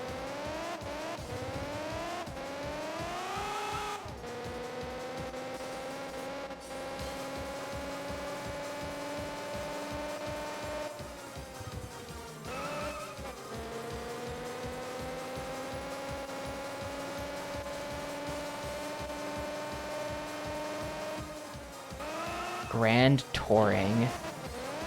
So whenever you see GT, that's what it stands for. Grand Touring. Oh, wait, I bet it's touring because they race in different places. So it's like a tour. I've kinda... I see.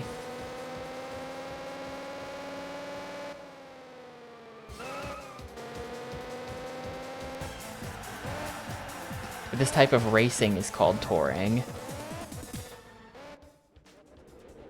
Alright, well, it's not a gold. My already ruined record is now even more ruined by this silver. No reward for that. I don't think I care, though. Yeah. Still have how many more? 5, 6, 7, 8. So still 24 more races.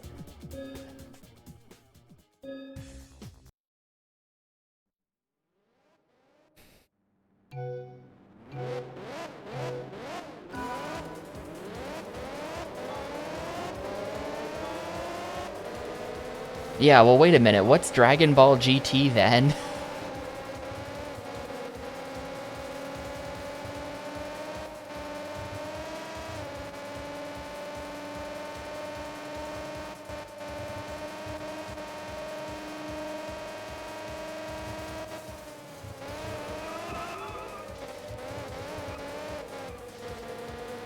Yeah, I'm trying to do the mental math. Let's say each race is 6 minutes long. They're probably not longer than 6, most of them.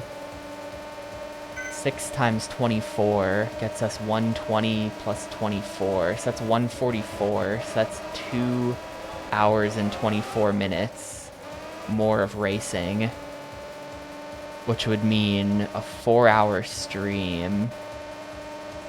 Technically, because it's Friday, I can do that. I might just stream ultra late and try to get the game done today. This is assuming I don't fail any races.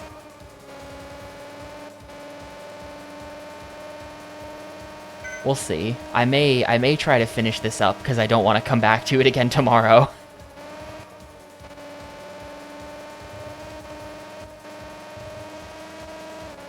The world does not need GT Cube Part 4.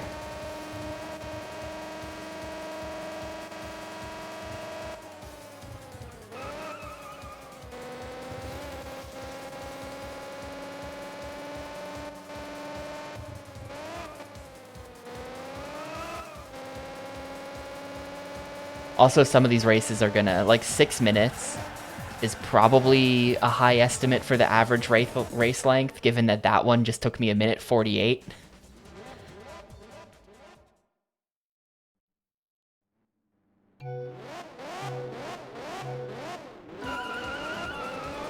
Some of these are quite a bit shorter. Well, I think that one was quite a bit shorter, and that's it.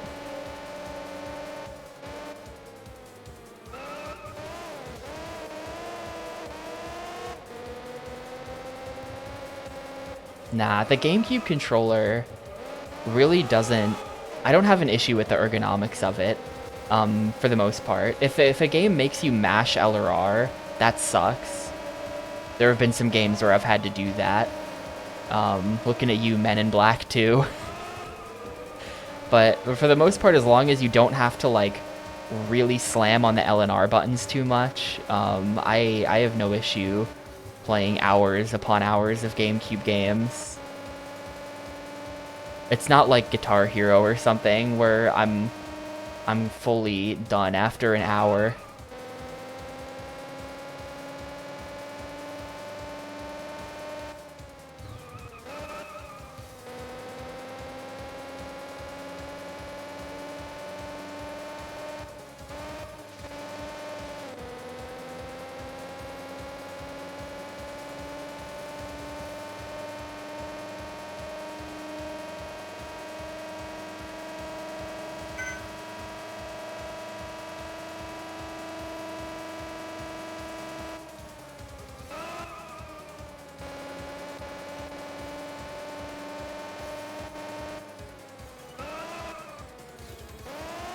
Oh, true. There's going to be a bunch of menuing.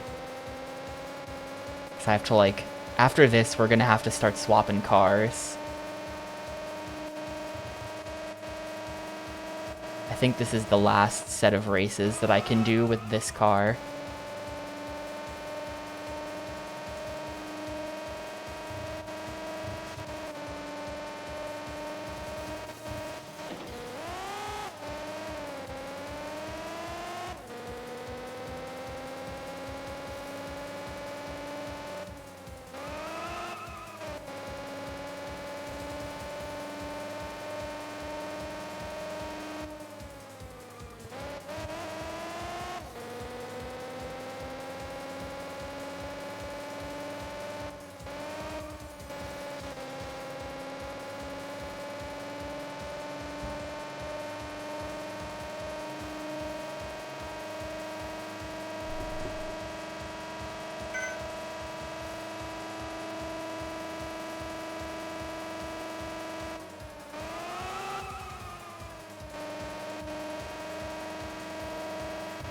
The GT Cube blimp.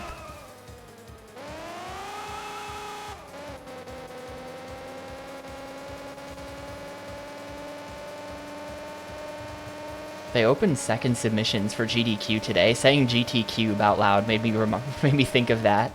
They opened the late submissions period today. I can't even think of any games released after. I think their date was September 6th.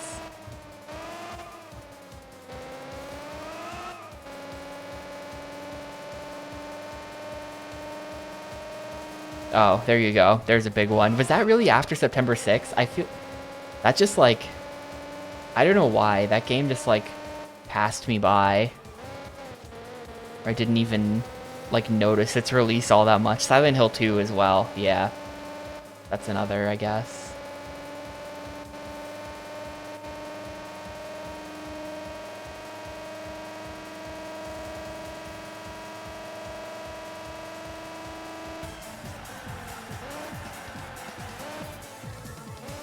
Okay, so there are a couple then. I couldn't think of anyone. I was thinking about it earlier. I think Dragon Quest III, the remake, just came out like today. I kind of want to play that. I think that came out like today or yesterday or something. It's exciting that they're doing 1 and 2 as well.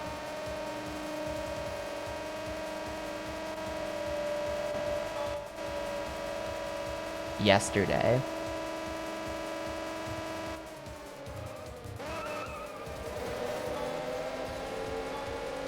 Yeah, so I saw some people talking about Piglet's big game. I don't get it.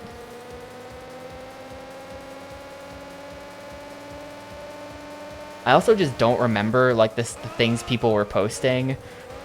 Like, there was that video where it was like, look at this horror game section of Piglet's big game, and I was watching that, and I was like, I don't even remember that. I think that my brain was just, like, so fried from like, 5 hours of Piglet's big game that I just, like... It just, like, didn't even process that anything happened in the game. I was just walking around.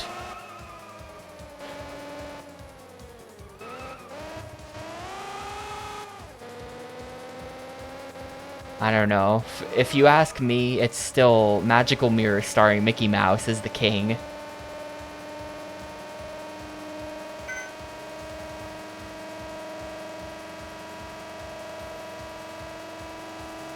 Using the DQ3 remake to memorize hiragana and katakana, and it's been really useful that way. That's cool.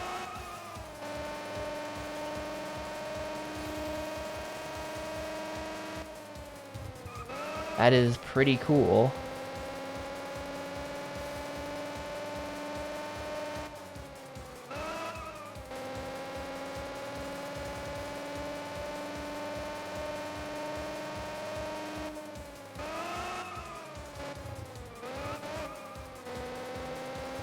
I'm personally waiting for you to be able to just download language packs into your brain, and then I'll download the Japanese one.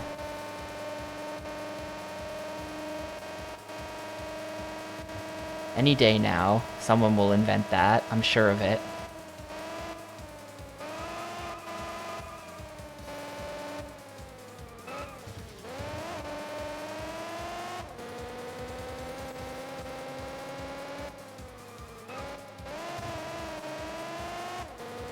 I don't know, the thing about Piglet's big game, and it was the same with Winnie the Pooh's Rumbly Tumbly Adventure, where it's just like, the amount of just like shaking every bush, mashing A against every object in every room to get enough like arbitrary objects to be allowed to continue is miserable.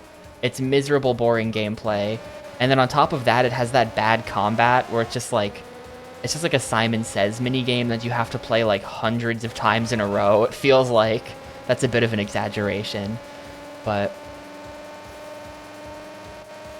there's a lot of just like completely horrible crap you gotta do in that game.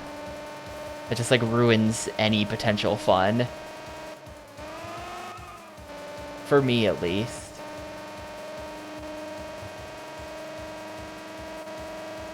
I think it'll be one of those, like, Piglet's Big Game fan, excited to play Piglet's Big Game for the first time, and then you discover the other 98% of the game you didn't know about, and it's just like, oh, never mind.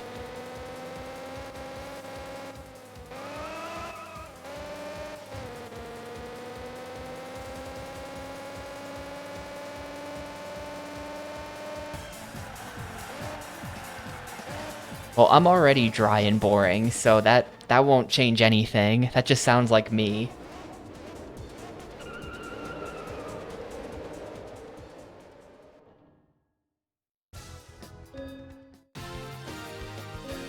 Oh, hold up. That was a new ASL car.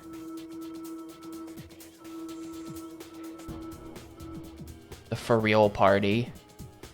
Yeah, so there's so many options here, and I don't know. RX-7 might be the best option.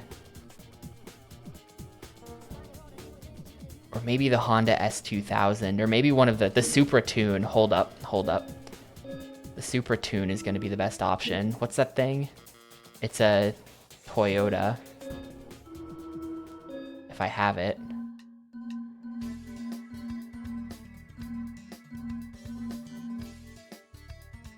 Alright. Put my finger down. Car select. Honda S2000. Is it better than this? No, it is way worse than this. I think we're just gonna stick with this. I don't feel like clicking through this menu to check every car. This should be fine.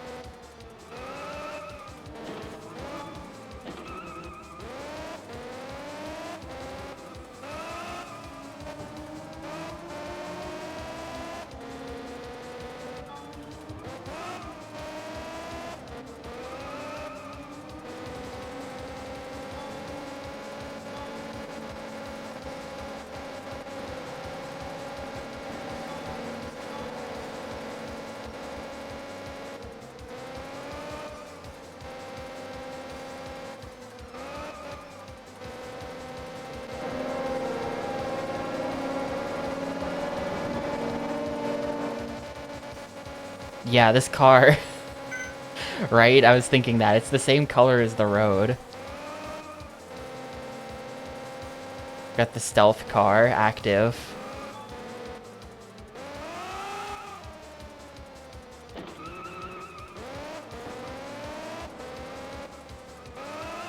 I wonder if you did that, if that would like... Could you get in trouble for that? That doesn't make any sense. The road...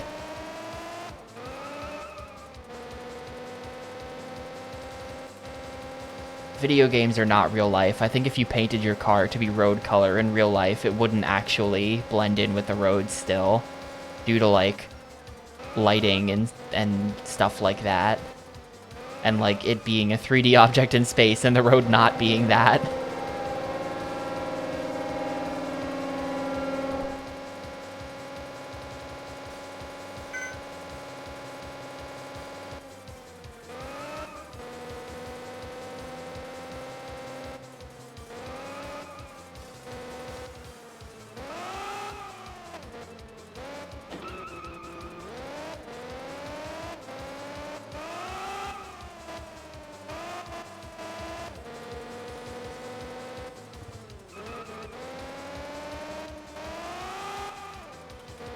If only there was a decompilation, then we could up the tunnel sound effect. I mean, Cybertruck with a mirror finish kind of just sounds like it's one of those like accidental death rays.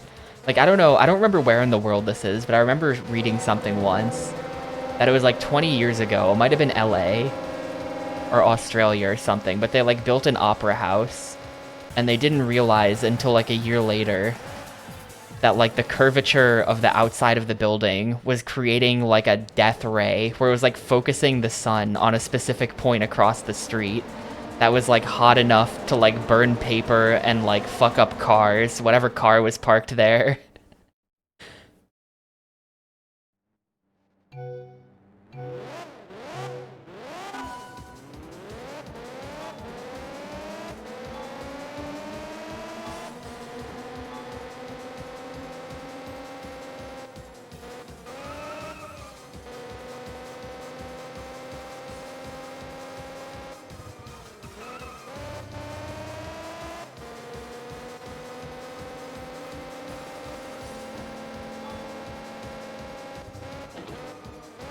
I think about that kind of a lot because it's really funny that they had no idea. It was a complete accident.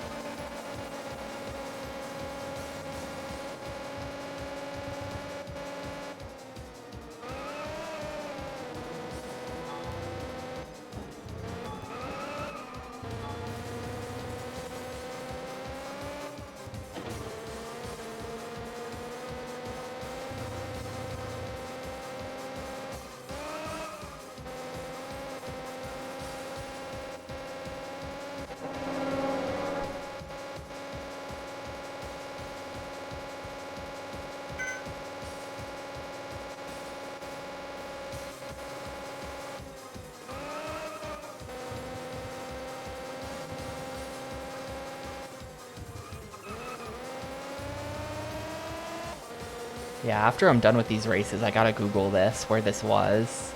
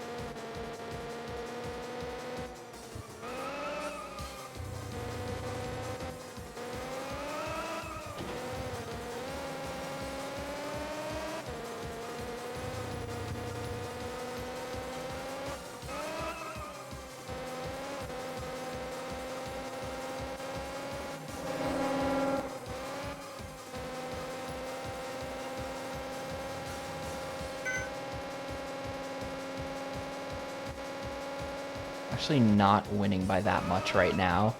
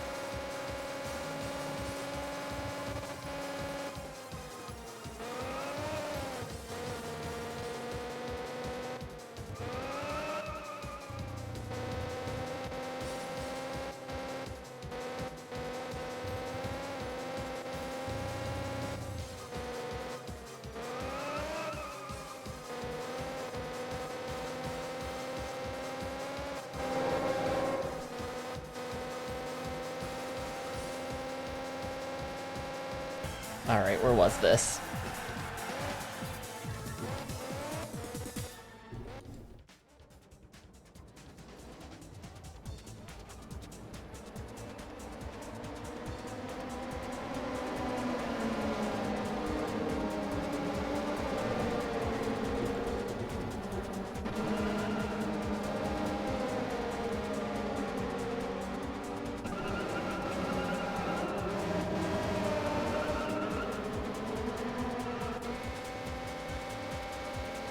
Okay, yeah, here we go. It was a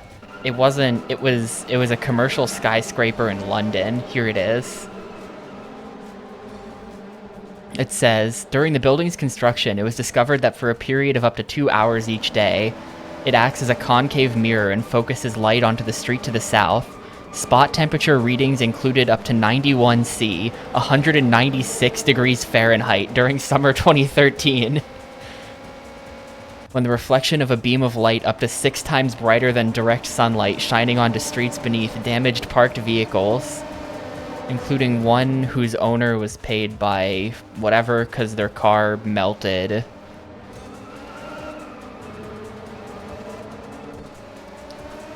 That is completely insane.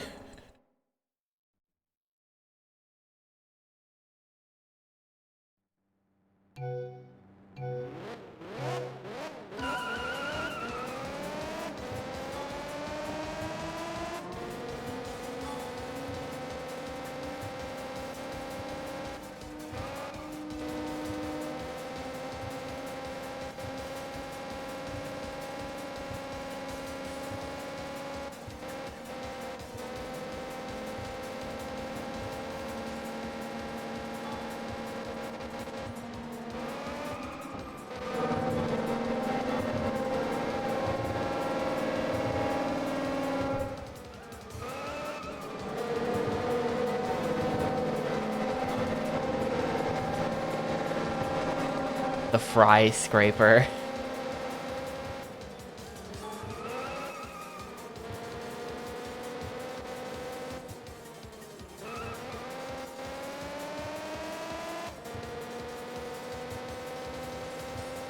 I think I like the fry scraper more, but only because it makes me imagine a building of fries. The British wouldn't call it that, though. They would call it a chip scraper.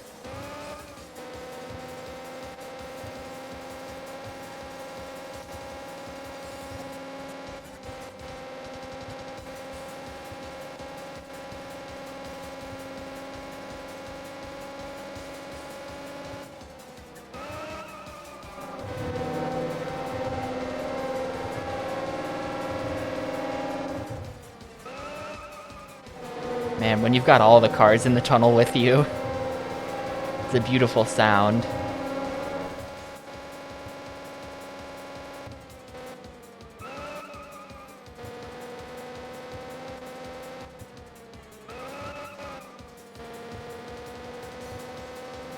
I don't get how that happened, because, like, on the one hand, obviously, languages are different. That's just, you know, an astute observation I've made over the years. But, like, if a word is coined today, and, like, I know that this is, like, the French government has beef with this. Like, if a word is coined today, why is it different in different languages? Like, and, like, I feel like French fries are from, like, 100 years ago or something. I don't know. I think it's something like that. I don't know the exact invention date of the fries. But why do British people call it something different from us?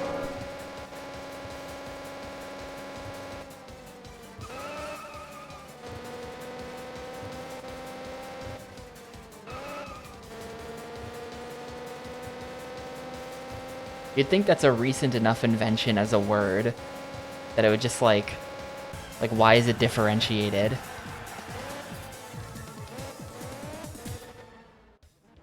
Were they just mad because the fries were French? Because it was invented independently here way before America existed? Well, that seems like bullshit. Then how did we reinvent it? We came from you. If it was invented before America existed, then we would also have it. And we would also call them chips. They wouldn't need reinventing.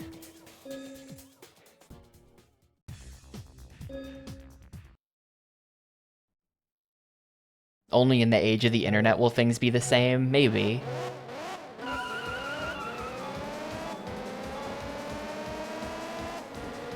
Yeah.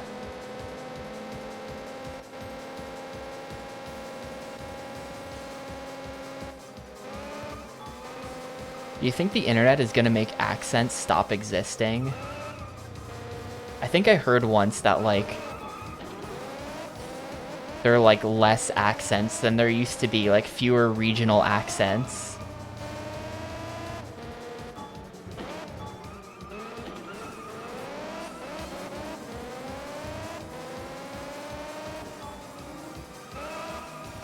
Oh shit, we're on this track. I didn't even process that. I have to try a little bit harder for this one.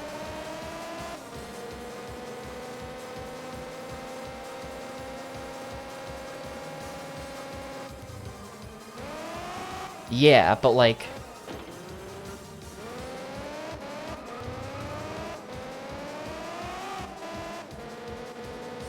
young people always speak differently than old people. But what if everyone, like, what if in the future all kids in America just sound like Mr. Beast because they were raised on Mr. Beast videos? And so in the future, there's only one accent, and the accent is YouTube-ish.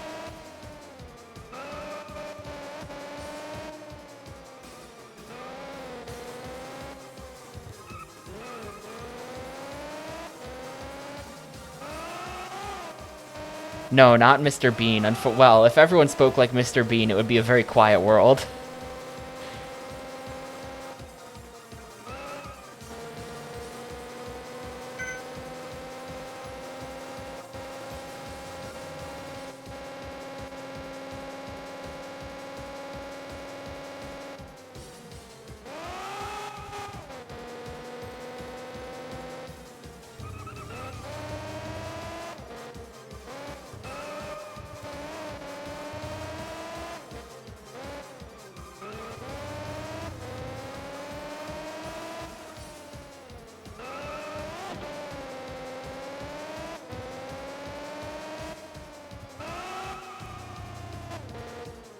I don't think that makes any sense, because, like, if I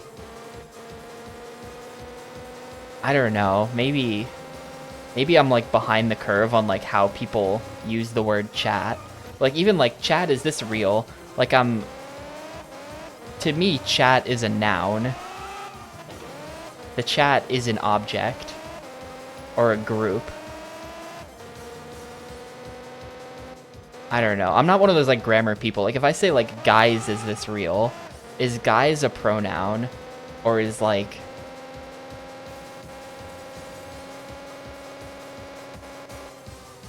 I feel like that has more of a pronoun claim. That's not really an object.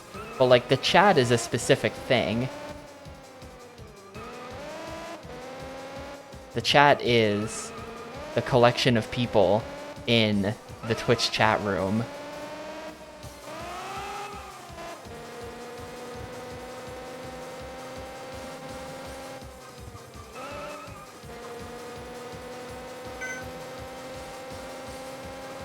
It shows a bunch of YouTube footage of people from different cultures to discuss really specific parts about accents.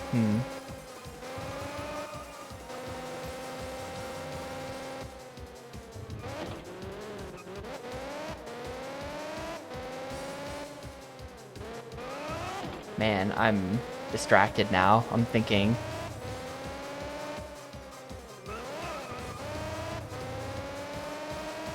Oh man. There's a name I haven't heard in a long time, Screw Attack. There was a very brief time in my life when I posted on their forums. I don't remember when this would have been, but it would have been a really, really long time ago. I found out recently what Craig from Screw Attack is up to these days, and Jesus Christ. Wish I hadn't.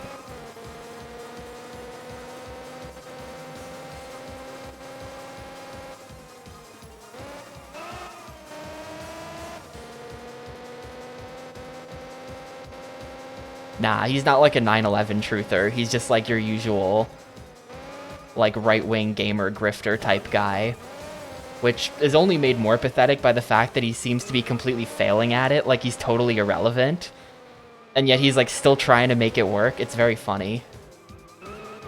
Like, complaining about woke video games to his audience of, like, 3 people.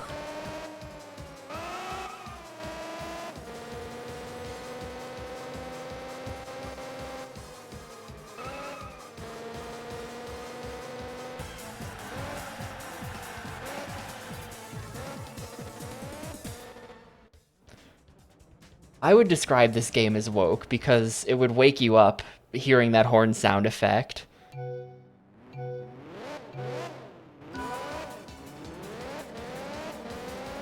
I think he's probably just too late to the party. I don't know if there's any room for, like, new clowns in that genre, or if there's too many established names.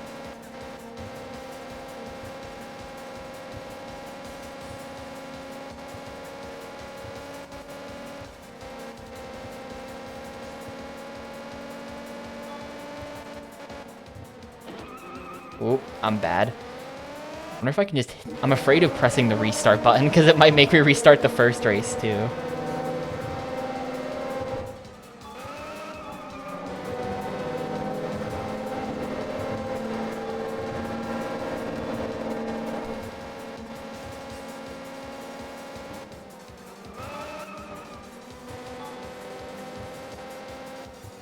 A guy who sets up a tent at a circus is called a roustabout. I've never heard that before.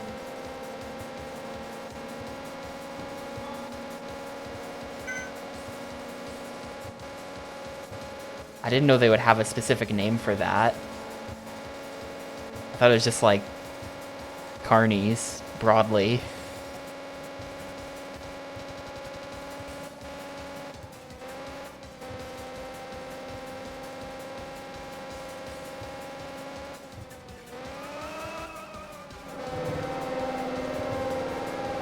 Beat Dragon Quest 1 on Game Boy Color today. Hell yeah, dude.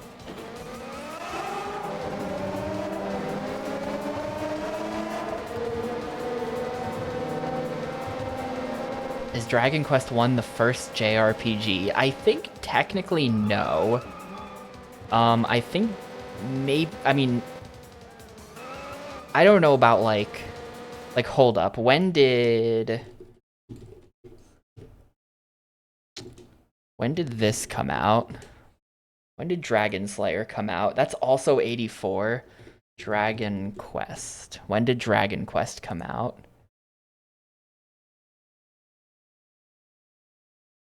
86. Okay, yeah. I mean, it's definitely like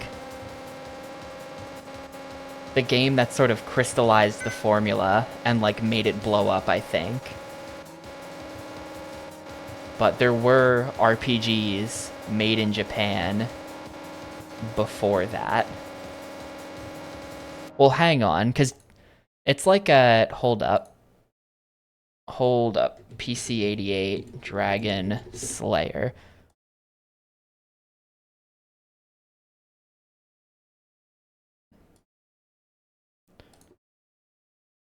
Game looks like this. Whatever this is. But I'm pretty sure this is an RPG. An action role-playing game developed by Falcom.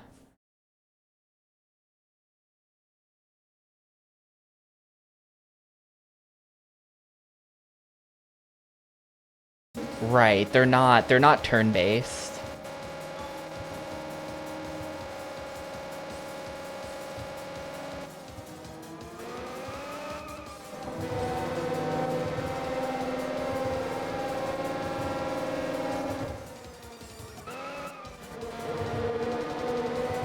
It's interesting. I used to watch, I wonder if this guy ever, I think he kind of stopped uploading, but I used to watch this guy who for years was doing a YouTube series where he looked at every single NES and Famicom game in release date order.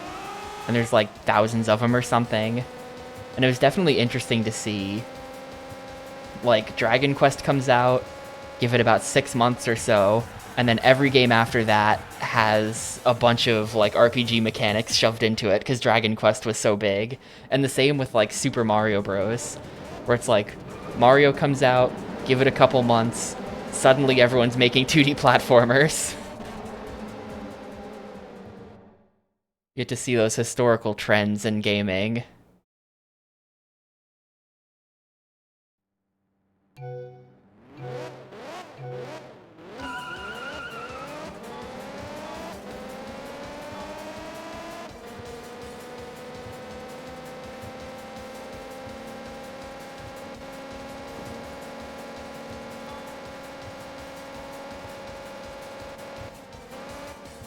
If you think about it, Yuji Horii is kind of like a giant Chad.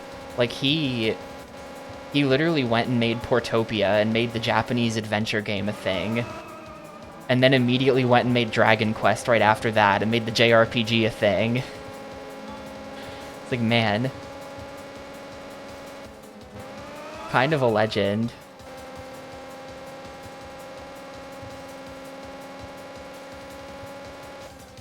I was meaning to play Portopia for 30 for 30, but then I got distracted by other things, and now I don't really have time.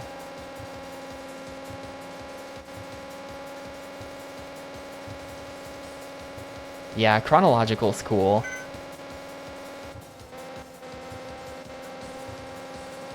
I'm not sure that I would have gotten anything from chronological on the GameCube. I feel like gaming trends didn't really shift all that much across the early 2000s. I mean, like, GTA 3D happened. That's a massive thing that happened. But you don't really see that on the GameCube. There's like a couple open world games, but like not that many.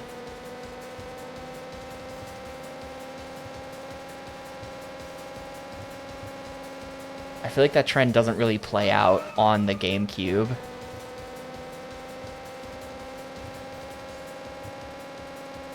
Yeah, and when you get to late GameCube, you do start to see those 360 crossover games where you kind of see what would become, like, the PS360 brown and bloom aesthetic. You sort of get to see that with, like, later Prince of Persia, that Bionicle game. There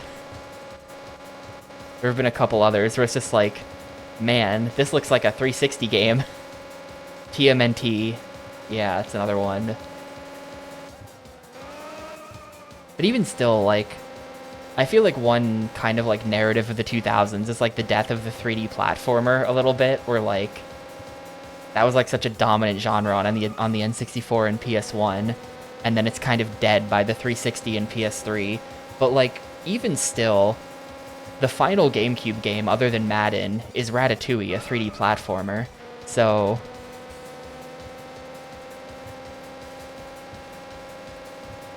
dude, Final Fight Streetwise is good. That's one of the Xbox games that I've actually played already on stream. We did it a while back. And I really thought that was going to be a bad game. And the internet was wrong. Final Fight Streetwise is good. One of the very few good 3D beat-em-ups.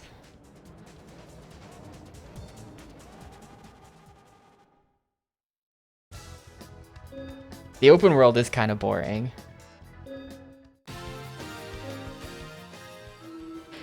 My argument remains unchanged, Kiev.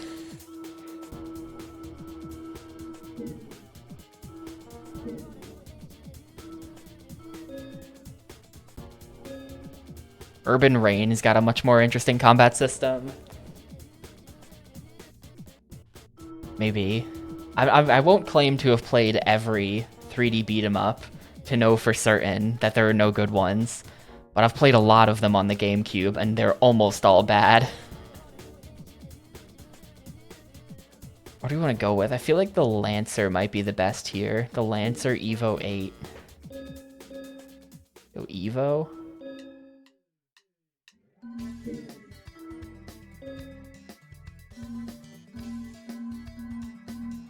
No idea who made the Lancer. I wasn't paying attention. It's probably Nissan, because they've got like 900 cars in this game.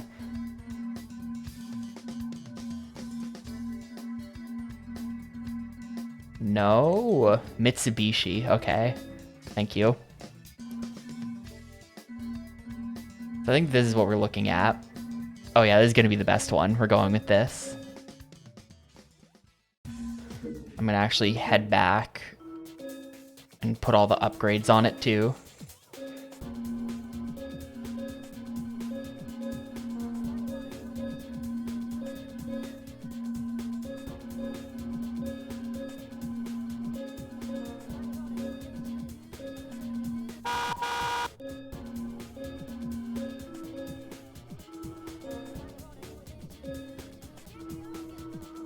That'll also get me the 4-wheel drive party, so that's good. I get to do 2 sets of races with this.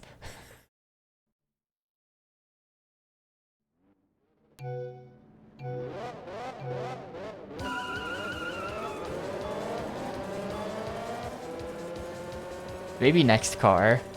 We're gonna need like at least 2 more cars, I think, after this one.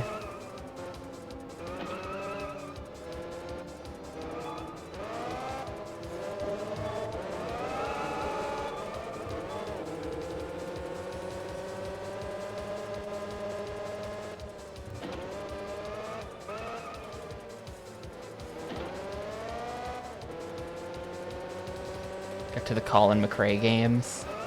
Yeah, I don't remember how many of those I'm gonna have to play. But Colin is present on the Xbox. He's here. One of the most iconic rally cars of that era. I don't know. I'm kind of like a Toyota Corolla loyalist when it comes to rally games.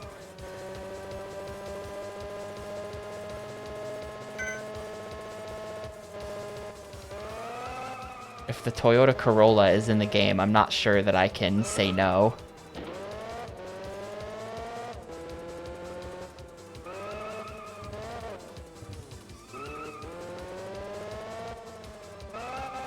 There's 3 of them? Oof. Damn.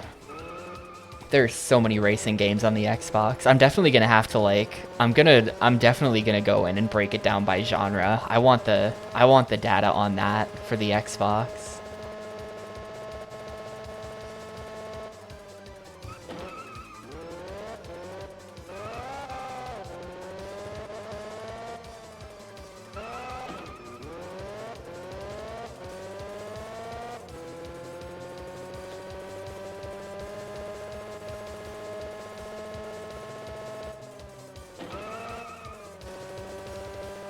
Yeah, I mean, I could just go back and do it.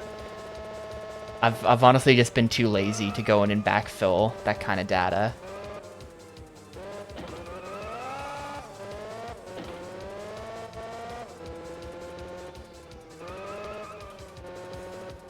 I was working on some, I mentioned this earlier, but I was working on some GameCube thing related stuff before stream today.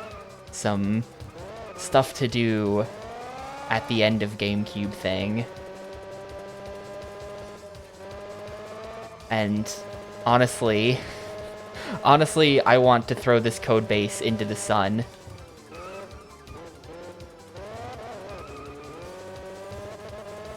I'm excited to be done with the GameCube so I can delete everything and just start over.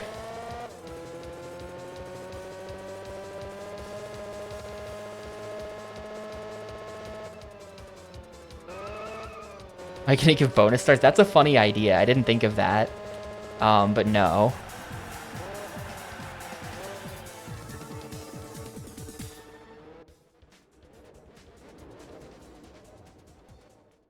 But at this point, it's like, the site's okay. The site's getting redone because I want it to be redone. But the site's okay. But like the polling program, the other control program that I use for things, the database, it's just like all very crusty, very hacked together, very annoying to do any work on. And I am excited to throw it all in the garbage before starting Xbox thing. That's my plan. It works great. It's quite reliable, but it's also a disaster that I don't want to look at. So like just something simple like adding a database column for genre is like, I simply cannot, I'm sorry. Not right now. Wow, another frame tie on passing the finish line there.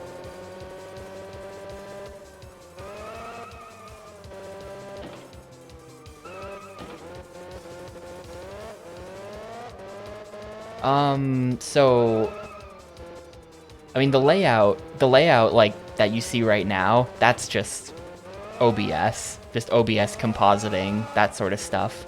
The game name and the description and the box art and things are just certain text files and an image file. And then when I set the game, it just like shuffles some stuff around. Like it writes the name of the game into the text file, that sort of thing. The voting screen is like a custom program with a graphics library. It's not HTML, CSS. Because I'm not very good at HTML, CSS, so I didn't want to do it that way. Easier for me to basically just do it like a game engine.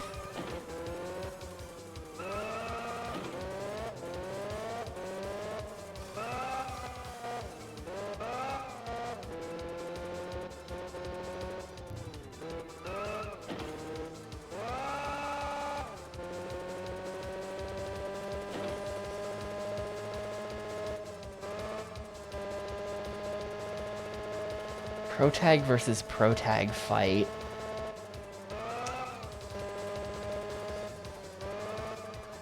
Does outside the GameCube stuff count? Like I'm thinking of that one thing from the F-Zero anime where Captain Falcon, like Falcon punches an entire galaxy. And I feel like that's a pretty high power level. But I do think he had to sacrifice himself to do it. I haven't seen the show. But just from context of the clip that I saw on YouTube, I think Captain Falcon sacrifices himself for the ultimate Falcon punch.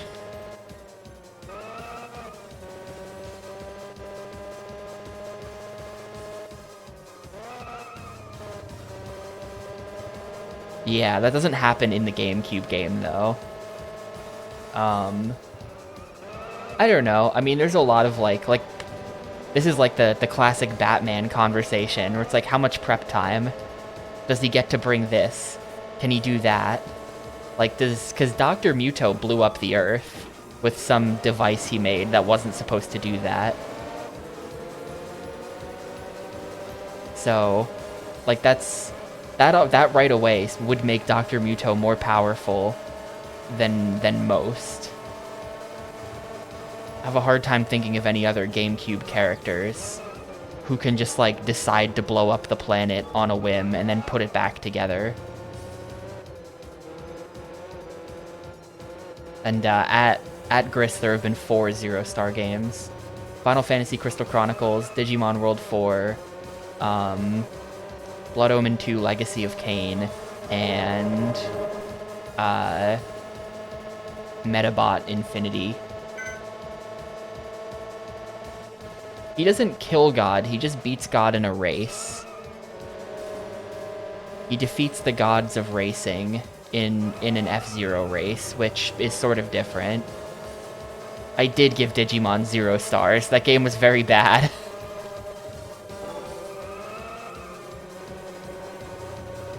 Of those 4 games, only Digimon and Metabots actually deserved it. And of those 4, Metabots is the worst game. I think that Metabots probably is the actual, like, worst GameCube game, just period. There are other games that are more broken, more unfinished, more how did they even release this type games. But I don't think there's any game that goes on for so long while being so devoid of any positive qualities as Metabots Infinity, so it's gotta be that, I think.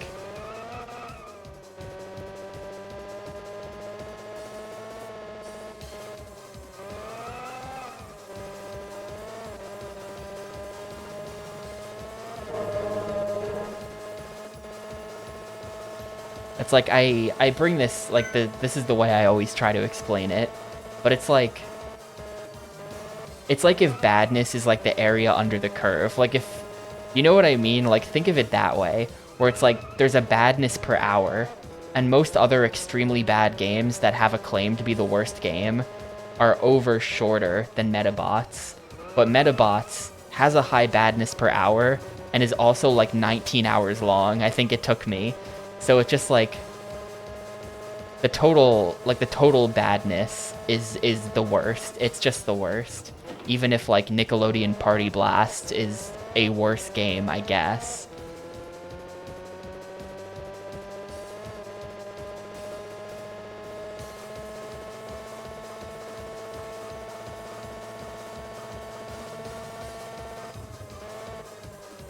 The 0 stars are in. I don't know, man. PMC Trilogy was dumping so hard on Namco Museum last night that I don't know what to think anymore. And I knew it was gonna happen. There was no surprises there.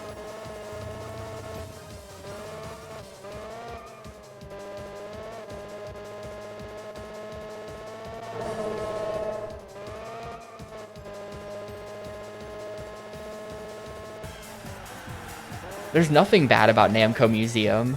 PMC just does not like old arcade games. Whereas I do. I also liked the way they had the, I liked the way they had so many, like, useless random items in the museum. It's a shame that you had to sit through, like, kind of a lot of loads to see each individual item. But I like that it was like, you know, here's a promotional t-shirt, no longer available. Here's a notebook that was sold in stores in 1981 with Pac-Man on it, no longer available. Anytime the game said that, had that text on the item that's like, this item is no longer in production, I felt like Namco was rubbing it in our faces. Where they were just like, hey, look at all this cool stuff. Look at all this cool gamer stuff. You can't have any of it. Like, oh, I want that. That's so cool. What do you mean they haven't sold that since 1983? It's cool. They should make more.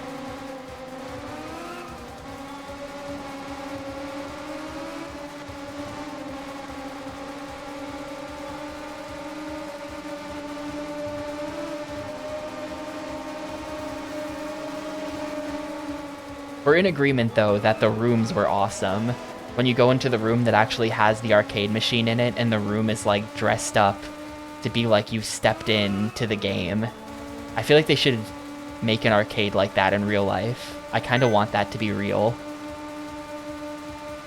Highly themed arcade. And like the lounge as well. Just peak. I want the Namco Museum to be real.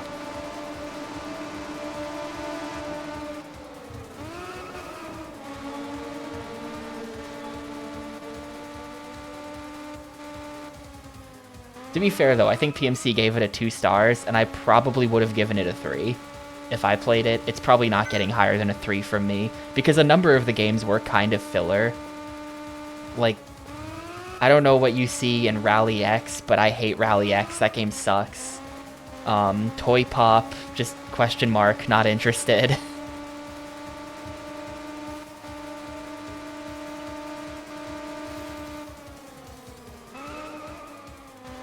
Not really into Bosconian, sorry.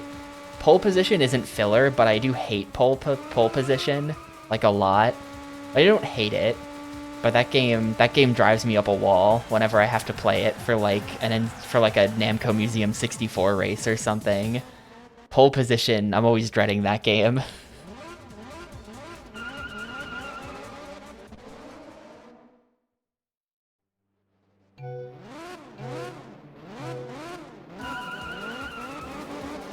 It is the origin of But Clyde. But Clyde made a brief cameo on PMC stream.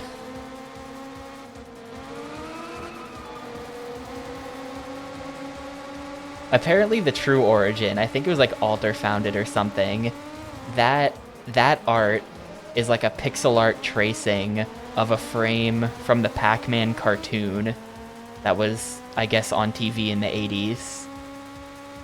There's like an exact frame from the cartoon where it's like, oh shit, it's But Clyde. And the context is that he's like hanging from a rope from a helicopter or something like that. Man, I'm getting destroyed. What happened?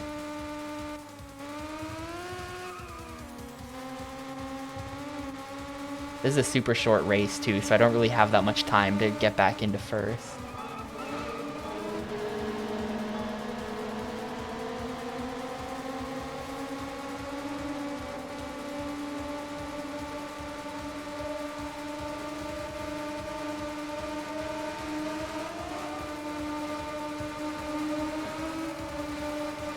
I feel like Namco should do... I don't know, when was the last time Namco released their old arcade catalog? I think it's been a minute since the last Namco Museum. They should combine all 6 volumes of the original Namco Museum into like one super museum and then release that on modern platforms. I feel like that would be awesome.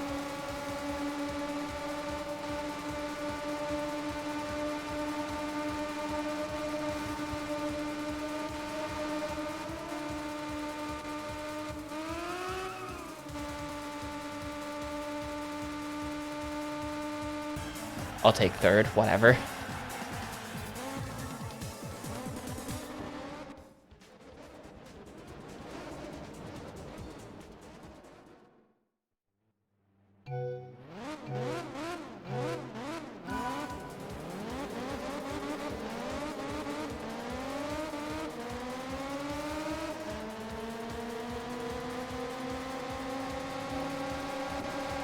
I find it really funny that they did that 6th volume for Namco Museum on PS1 where like each volume of Namco Museum has a letter on the box art, so it's like it's NAMCO.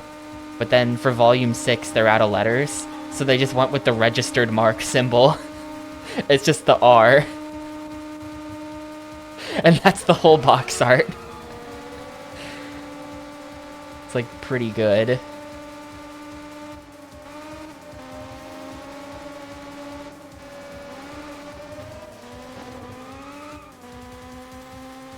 Really cool thing for collectors though, because then you get all the volumes, then you've got them lined up on the shelf, and it spells out Namco. For true Namco fans only. Only a really true fan is going out to get the registered mark game to really complete the set.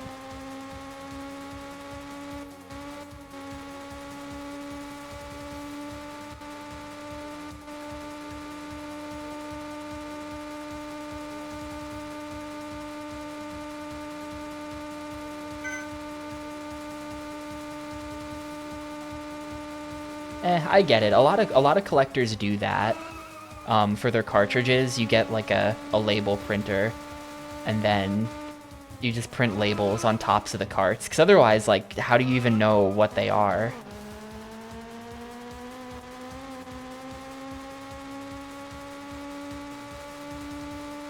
I think Genesis games, the label wraps around to the top of the cartridge, right? So those are good. Sega was big braining it, but Nintendo was clueless. But it'd be a lot harder to get pictures on such a small area like that. Like, maybe for NES games, you could have, like, a sprite, and that's it. Like, the main character sprite next to the game name. And that would look kinda good, but that's about it.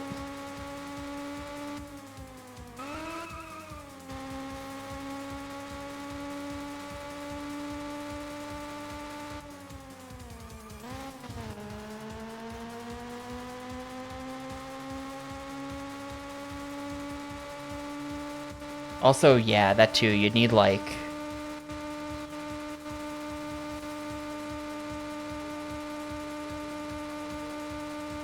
You could probably, like...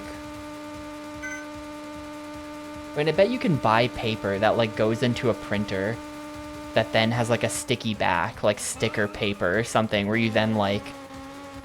Like, I bet you can find something like that where you print onto it, and then you've just printed stickers, congratulations. And then you just, like, cut it out into a label shape, and then stick it on.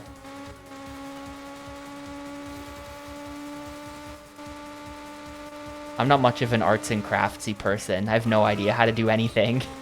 I have never worked in an office, no. Well, I did briefly. I did briefly work in an office that one time.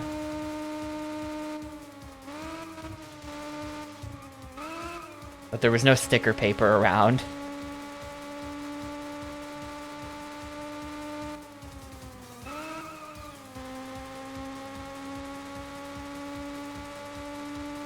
Well, I mean, of course you can buy paper that goes in a printer. I know about that.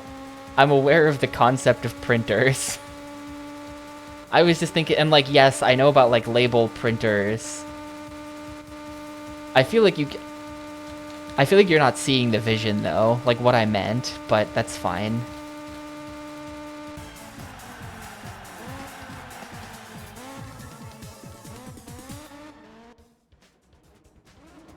I mean, like, the whole 8.5 by 11 sheet of paper is on a sticky back. And you print whatever you want on it. And then you, like, slice it up with, like, an X-Acto knife or something into the shape you want around the thing you printed.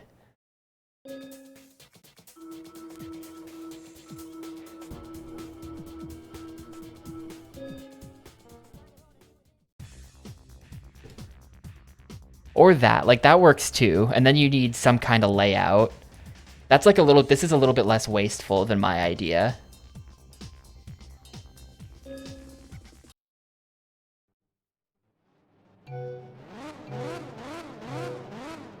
Yeah, you gotta, like, get the word layout right.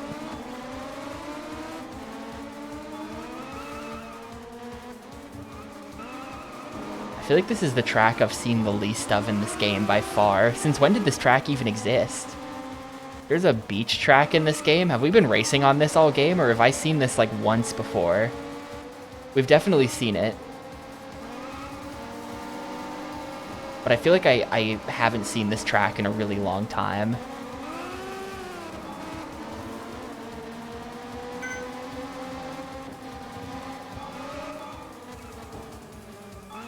And that blue car was going the wrong way. Did you see that? He was, like, turning straight into the wall. This track does make the game look like Ridge Racer, doesn't it? The whole... sort of the bright and sunniness of it. I approve. They should have made Ridge Racer Cube. Ridge Racer's so good.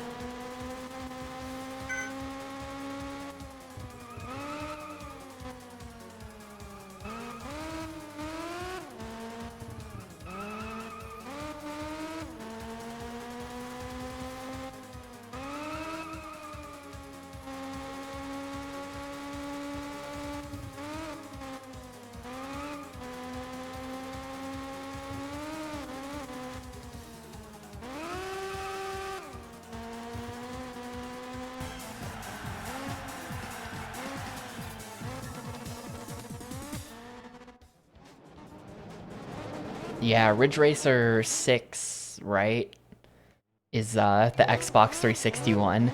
And then Ridge Racer 7 is just Ridge Racer 6, but ported to PS3 with some slight changes or something like that.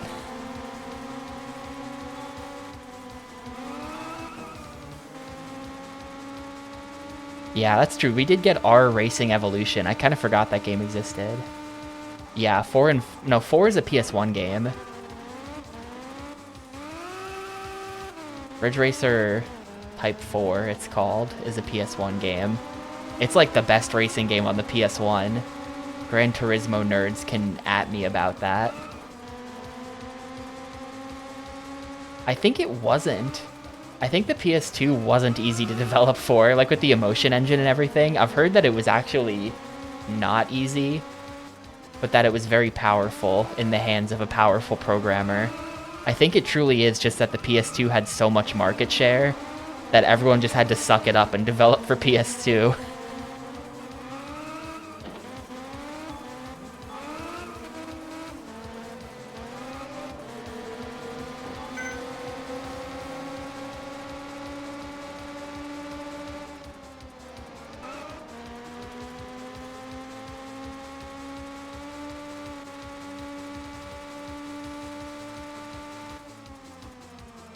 PS2 did have so many games. It's crazy. We'll never witness a console with so many games ever again. It's kind of sad.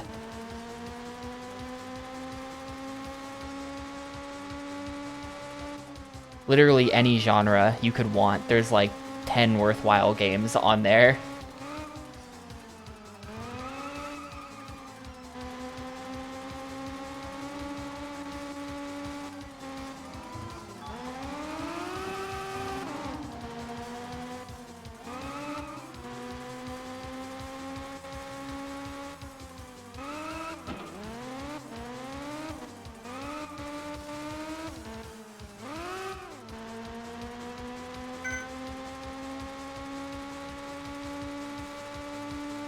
Does Dolphin level mean can't play Summoner? Because I agree that we should also update PCSX2 so it can no longer play Summoner. Just forget this game ever happened.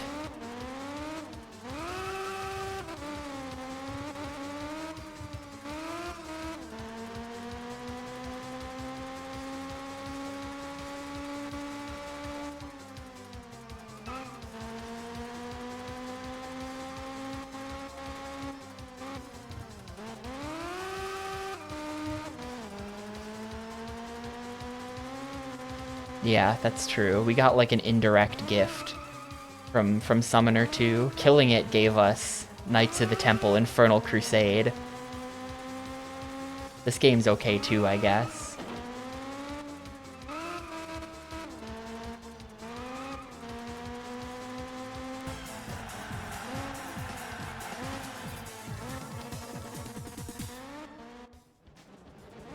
I'm sure it gets updates. I'm sure someone out there is working on PCSX2.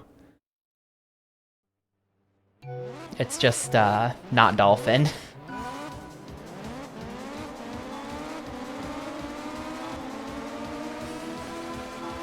I don't know, you gotta wonder about the state of emulators. Like, with what Nintendo's been doing with, like, killing Yuzu and Ryuji.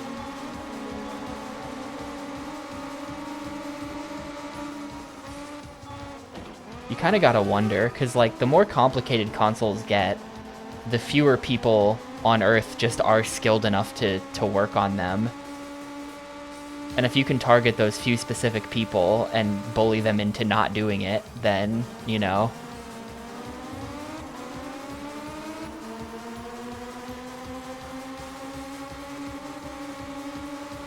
Oh wait, they're both still out there.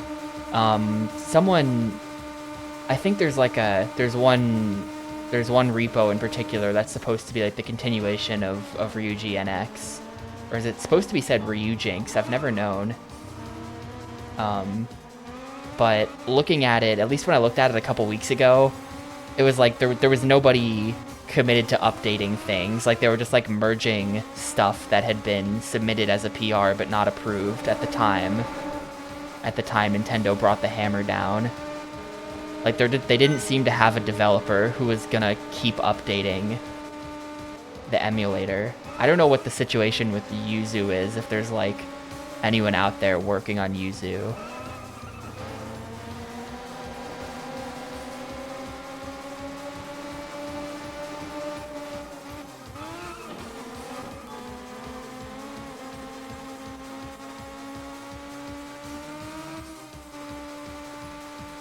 But yeah, I don't know, it's a bit of a killing blow for, like, it's a real downer for an emulator when the console's still coming out. Like, I get that makes it extra bad for Nintendo, but, you know, they release new games, and the new games don't really work right in the emulator, and normally they would then update the emulator really fast to fix the bugs with the new game, but now there's nobody to do that, so a new game will come out, and it'll just suck, and it'll just continue to suck. Yeah, well, I think it's because Citra was the same dev, or the same dev team as Yuzu. I think that's what it was. So I think same with Cemu, or whatever, the Wii U emulator, I think that's all the same guys.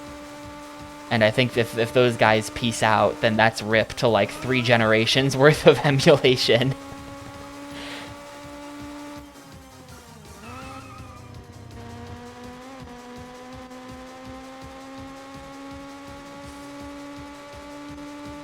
So yeah, a bit of a spooky time we live in with regards to all of that. I'm sure that some other thing will happen eventually, like the internet is the internet. There are even people making progress on the OG Xbox emulator these days, so like...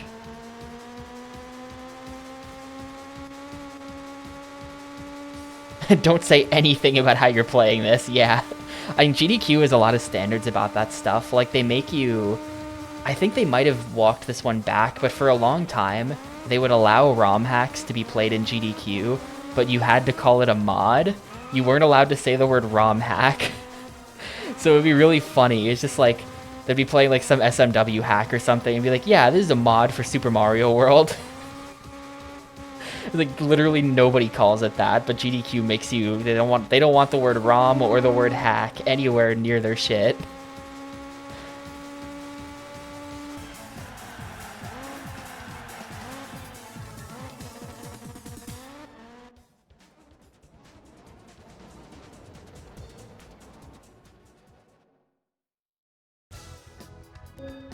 Got lightweight doors. The Toyota Soarer as well. Alright, I think we're... Yeah, how many are left? 1, 2... Are there only 2 left? Wow, we're speeding through this. There's only 2 left. Right, let's see. I'm gonna save the SUV trophy for last because it's funny. Alright, the Trueno is right there, but also the Mazda RX-7 is right there, so the RX-7 is just way better stats-wise. Oh yeah, we're totally finishing this today. I was prepared to stream pretty late to make finishing this today happen, but to make it happen. But actually, I won't even need to stream that late, so perfect. Wait, it still won't let me... RX-7... I guess this is the wrong type of RX-7. We need an FC3X. RX-7... Maybe they mean like this, the Savannah RX-7, which has like garbage stats. Well here, the F7 3S, that's actually good. That's slightly lower top speed, but it's still good. We're gonna roll with this.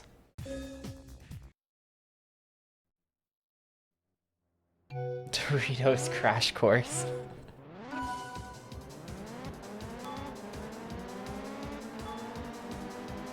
I did not put the upgrades in. I should probably do that, you're right. I should probably do that. Even though it seems like the upgrades just don't even work half the time. I don't know why. A lot of these upgrades just seem like they do literally nothing. Like, why does this... Like, explain what this does. I feel like sometimes I've seen the filter move the stats in the past, but on this car, the filter just seems to do literally nothing.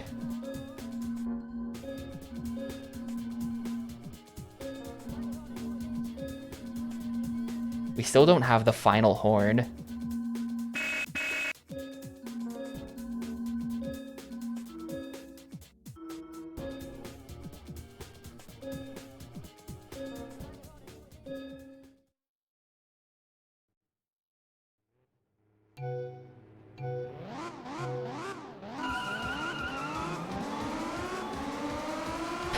Look at that guy showing up in the Daihatsu truck.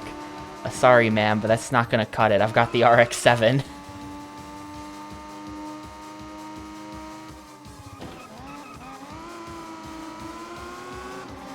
I'm really hoping it's something like that ID. Like, the fact that they're withholding the final horn from me almost makes me think that the final horn is going to be like the GameCube boot noise or something. There's going to be some kind of meme to it. It's not just going to be like an abrasive honking like the other ones are.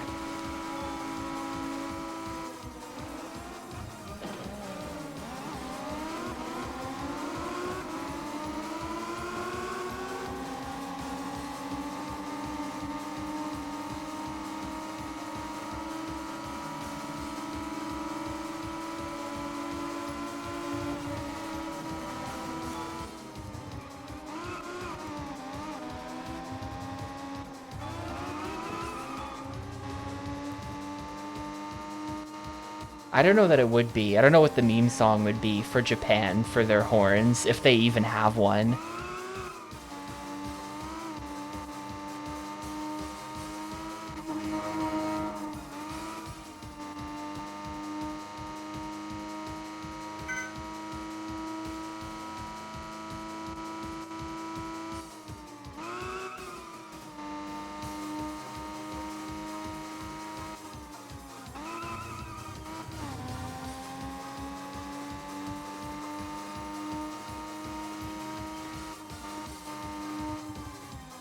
Yeah, it was a little dicey at the start, but we're good now. It's a bit of a shame that even on the highest difficulty, the racing is just like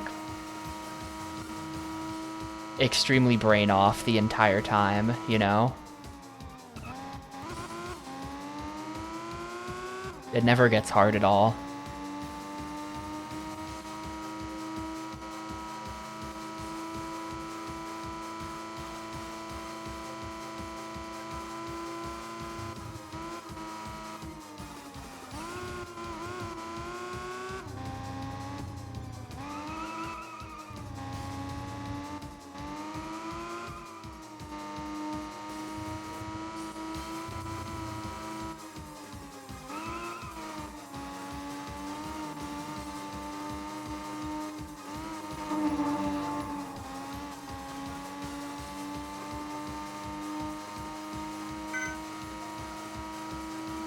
I'm not sure I've ever actually, like, experienced someone honking like a custom meme horn like that. Like, I know about that kind of stuff just from, like, media culture broadly, but, like, I don't think I've ever seen anyone who actually has something like that.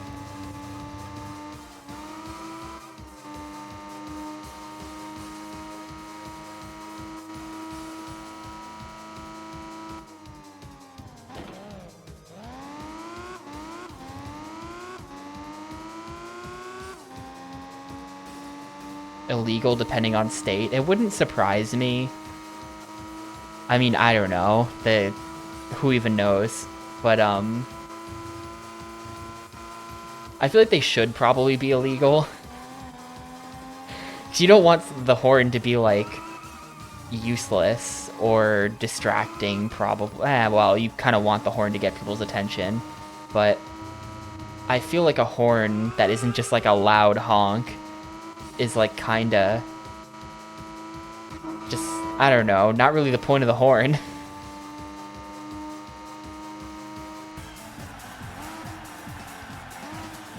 But it's probably it could be one of those things where it is illegal, but it's like tinted windows, where it's just like, nobody's ever gonna get you on this, they don't care. Or like when people put those covers over their license plate that lets them dodge fares, where it's just like, alright, you know, anyone can see from a mile away that you're just trying to not pay for the bridge, but because the cops also do this in their spare time, they'll never get you for it. They don't care.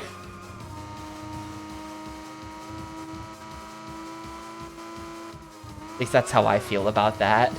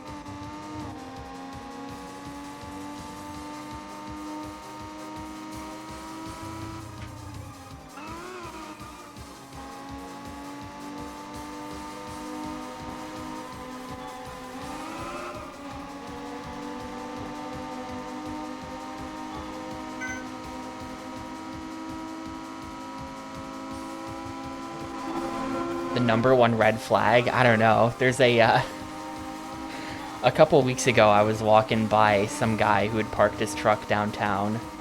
And he had a Ted Nugent for President bumper sticker on the back of his truck. I think that's the #1.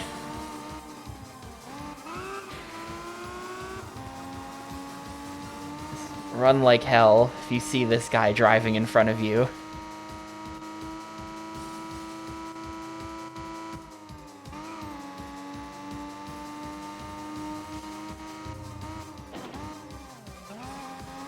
That is a very specific one, though.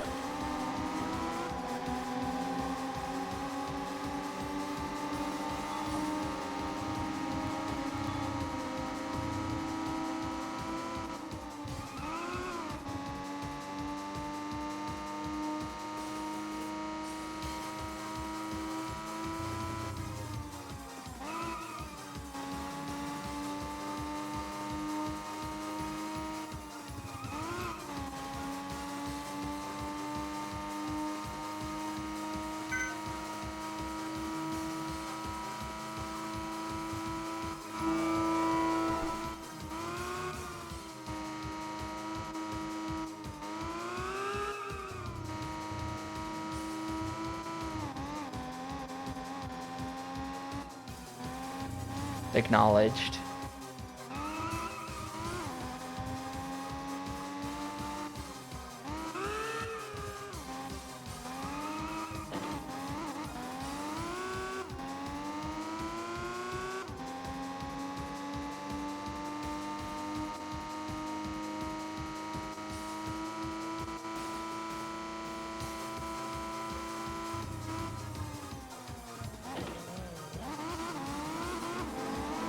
Oh no, oh no, oh no, no, no, no, no, no.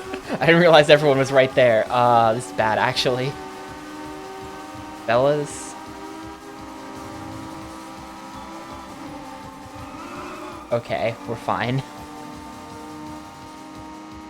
This is the second half of the third lap, outside the top 3.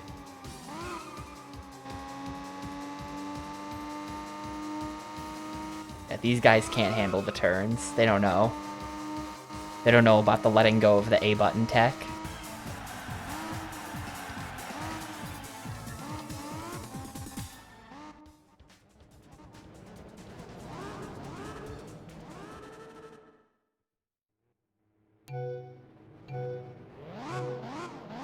Alright, hard one. I think this might be the last time I have to do this.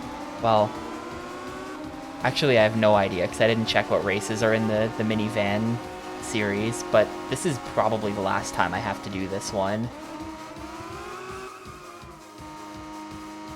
After this, there's 3 more races. There's one more set of 3 races, and then we're done. That's assuming they let me finish. I do have 2 silver medals, and they've let me progress to the end of the game with them. Like, I was able to progress difficulties despite having a silver medal earlier on. But there's an outside chance that the game will stop me from seeing credits if I don't have all golds. I don't have any reason for thinking it would do that. I just feel like that's a possibility, that like that's a thing that they could do. But I don't think they'll do that, so I'm pretty sure we're like right at the end here. I just have to do another series after this.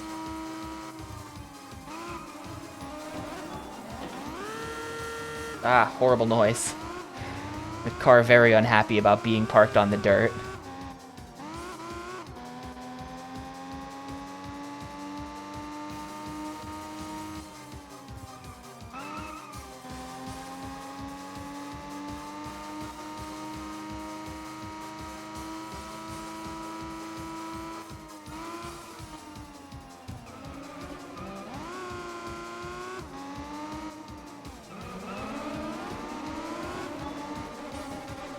I think this section of the track is just like CPU killer. Like, look at me just passing everyone now. They cannot do it. They can't do it at all.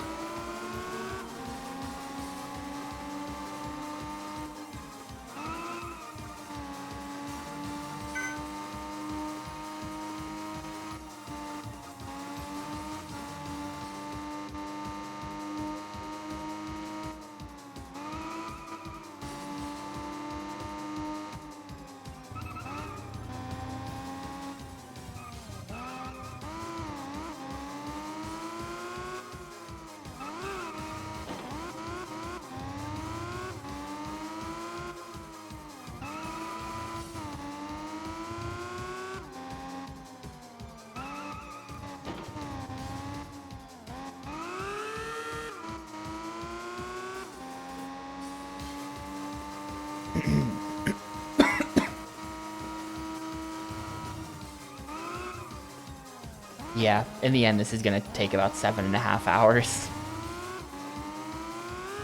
Not sure if that's longer than average for racing games, given that, like, Need for Speed exists, but a lot of racing games have been pretty short, so I think it's probably above average. Yeah, sorry for coughing in your ear. Usually I mute, but both hands taken at the moment, gaming.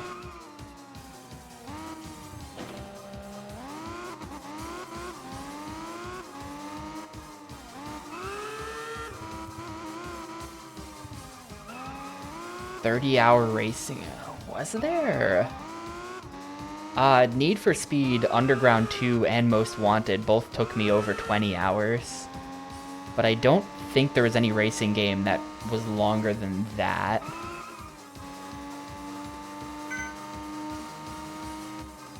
Street Racing Syndicate was like 7 or 8 or something, maybe. Had to win a bunch of strippers. That was, you're thinking of Street Racing Syndicate then, yeah. That was, maybe it was like 10, I don't remember, but it wasn't 30. And yeah, Under the Skin, Most Wanted is on GameCube, and the sequel to Most Wanted is on GameCube, Need for Speed Carbon. And yeah, they weren't strippers. I think that if you looked them up, most of them were strippers, but in the context of the game, they're just your girlfriend. All 18 of them are just your girlfriend, and they all live communally together in a warehouse. You go pick them out to drive around with one of them at a time.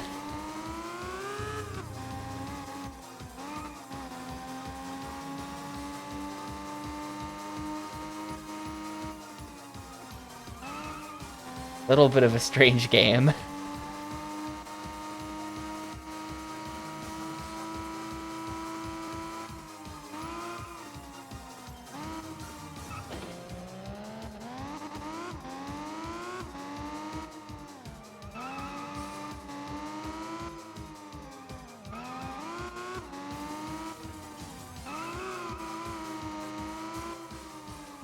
Yeah, Carbon was nice and short. After Underground 2 and Most Wanted, and Underground 1 was pretty long as well. After those games, Carbon was like mercifully short. Yeah, they were like live action scanned-in FMV people. And you could even, if you drove around with one long enough, you would unlock a video of them dancing. You could unlock 3 videos of each girl dancing.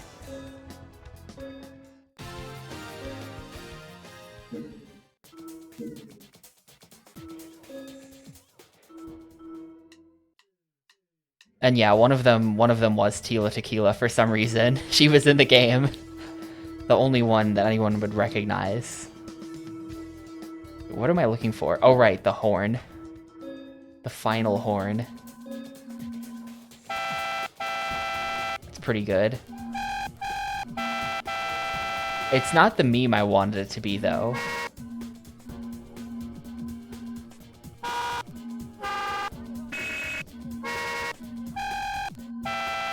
Yeah, Horn G is really, really rough, isn't it?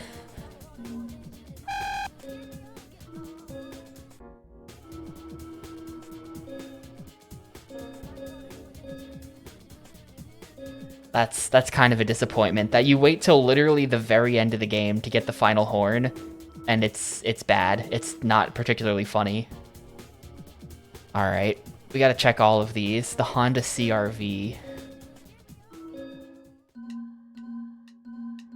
The menu doesn't go faster than this, and it's all the way at the end. Alright, the CR-V is here with slightly worse top speed. The Nissan, it was like the Volts or something it was called, I'm looking for.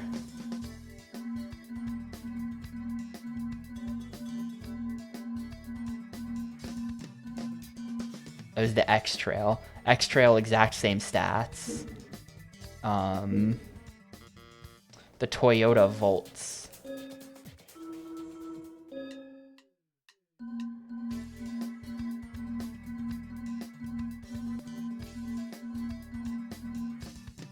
It's also exactly the same. The Mazda Tribute and the Subaru Forester. Subaru. Oh. Trying to keep one hand on the controller. Subaru Forester is exactly the same. And what was the last one? The Mazda? The Mazda Tribute. Also exactly the same. They're all the same. Okay. We're gonna go Mazda Tribute then, since I'm here. I'm gonna go equip it with all of my garbage. Yeah, this game, very little of this game is in Japanese, right? It does, does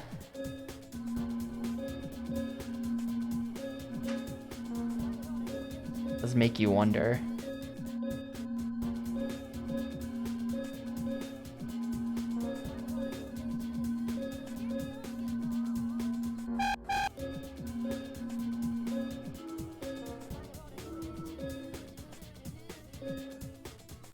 Alright, 3 more, and none of them are the mountain tracks. Actually, 2 of these look like they're pretty short tracks as well, so that's good.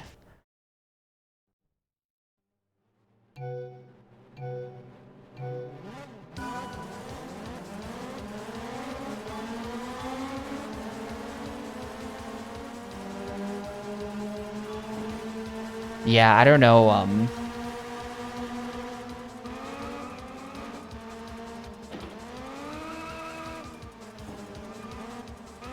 Ugh. This thing controls like garbage. I feel like this might be hard just because I don't have like the best car in the game advantage over these guys. We're all driving the same thing, and it controls like ass. It's not meant to be raced in.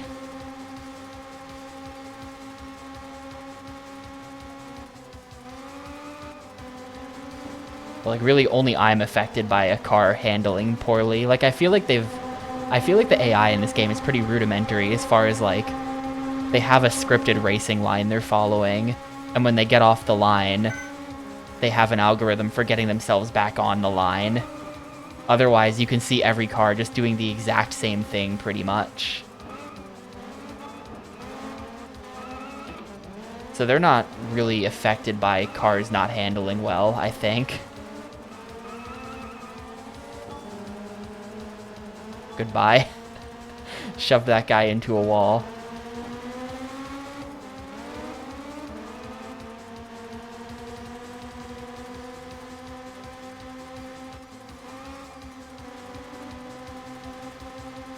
Learn English to play video games because most of them are untranslated.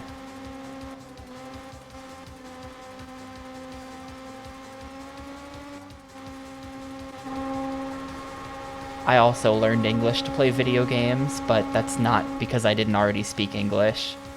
That's just because I started playing video games when I was a really little kid and remember not understanding them.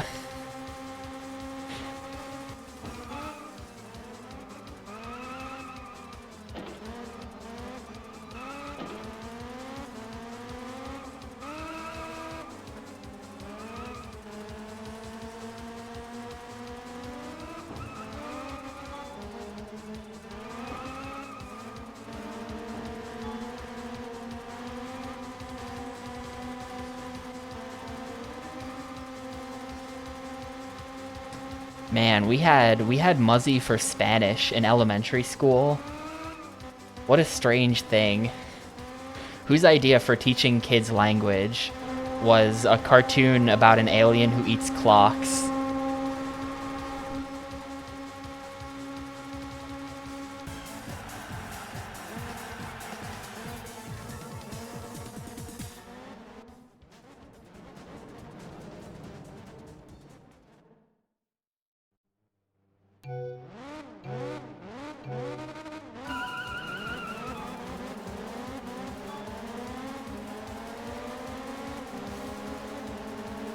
Anyway, I don't speak any Spanish, so I think Muzzy failed me.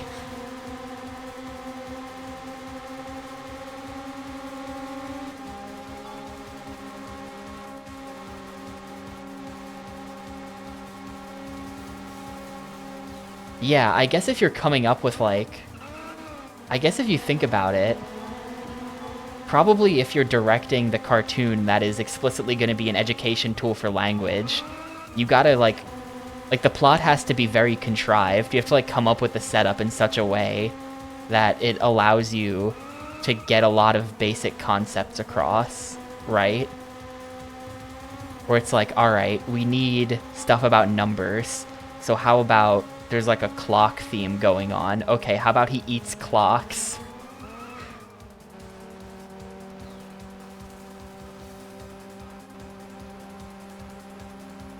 I probably failed him. I don't know.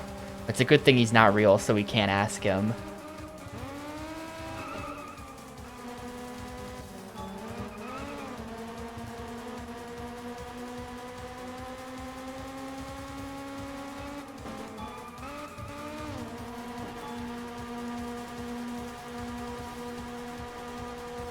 Just bully that guy.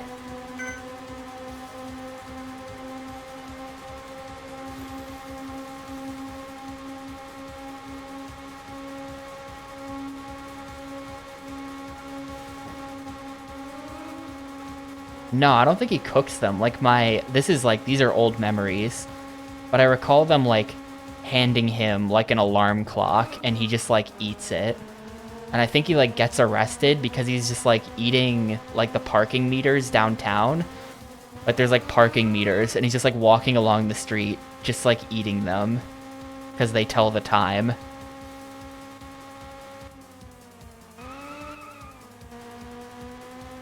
And so they, like, lock him in the dungeon for eating parking meters.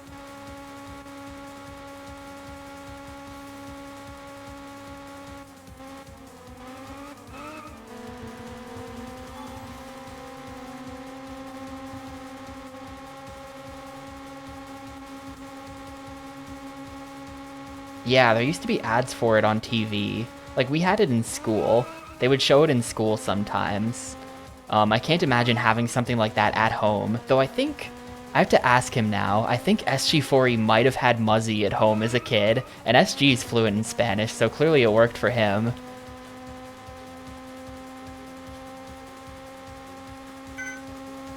I think he said that he had that before.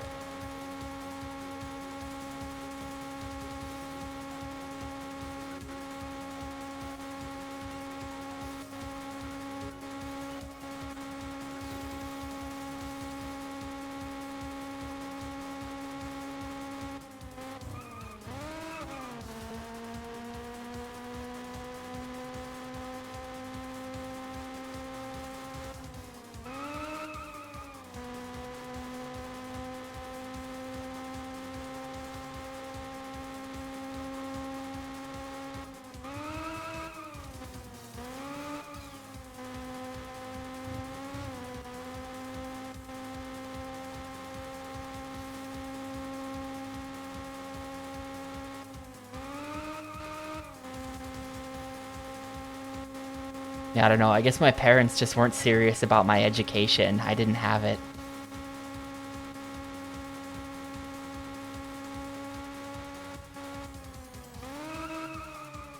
It's no wonder I grew up to play GameCube games all day. Think of how different my life could have been.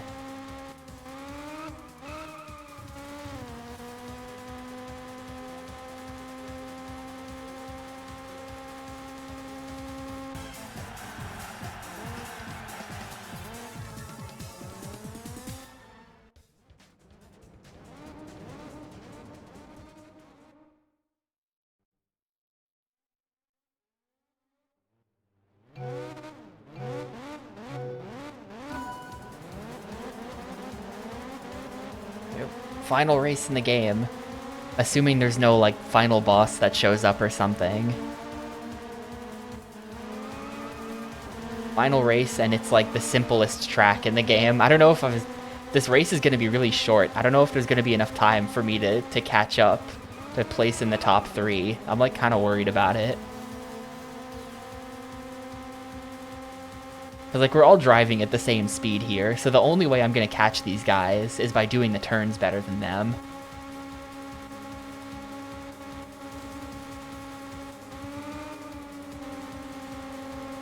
And I don't have that many turns to accomplish this. No, see, look, this guy's now passing me. I don't know how. Okay, that gained me a lot. I got a lot out of that. Uh-oh. Oh, it's over. It's fully over now. It's completely over. Goodbye, everybody. This is a race that one mistake is just going to mean death because we're all going to be really close together the whole time. This is bullshit, honestly, because I have 20 points and the next highest guy has 5. So, like, if you want to go there, I should have first locked in. I shouldn't even have to show up to this race. Now I'm just choking.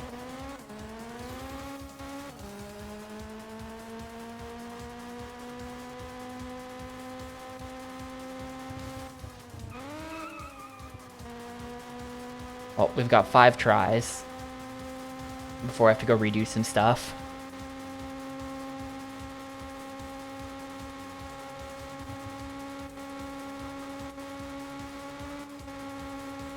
No, I'm not hitting retry. I don't trust that. If I'm on my last attempt, I'll hit retry. Since we're dead either way. If I'm on the very last attempt at this, then I'll try the retry button. No, not GG, because they're going to make me do it again.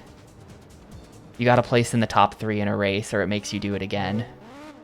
And I did not place in the top 3. I placed in the bottom 1. Because I screwed up 1 turn.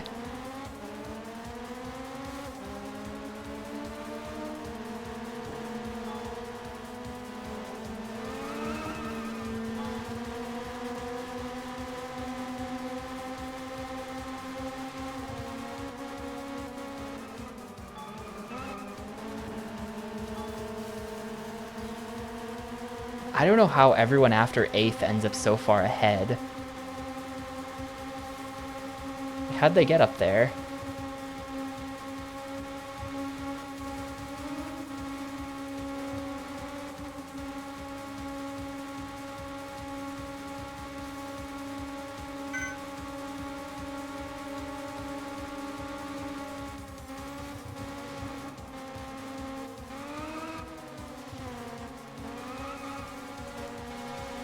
That's probably RIP.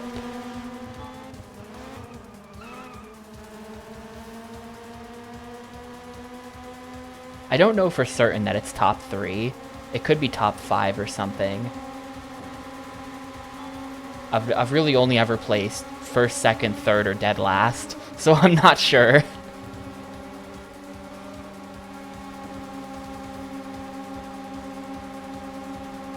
How come the CRV is just teleporting in front of me? Alright, well, I've probably successfully murdered that CRV. We're in 5th.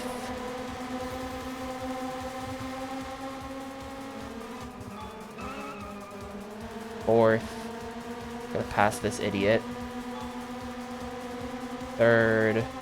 He's gotta stay in front of him.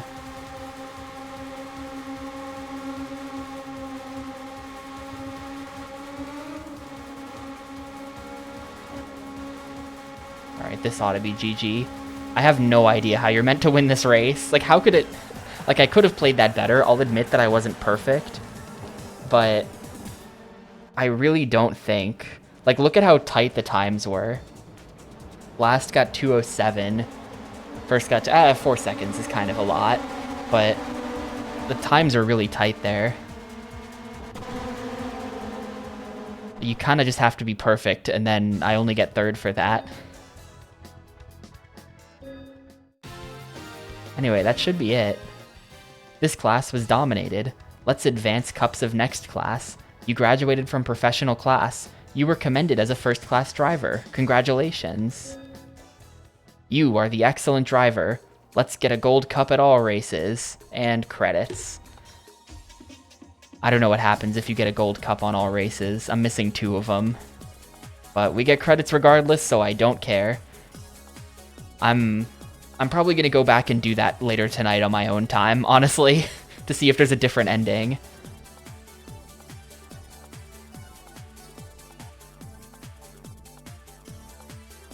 But I'm not going to do it right now. This is good enough.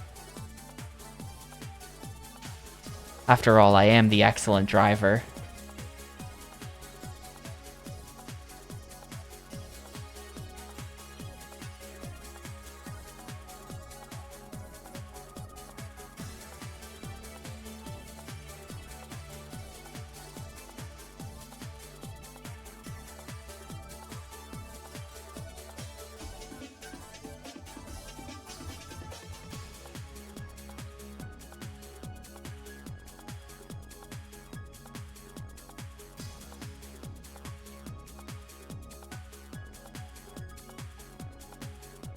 This or Automodelista.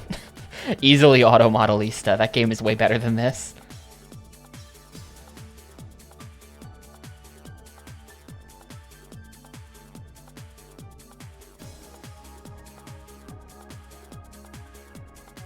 So that's what MTO stands for. Motorsport Software Technical Office.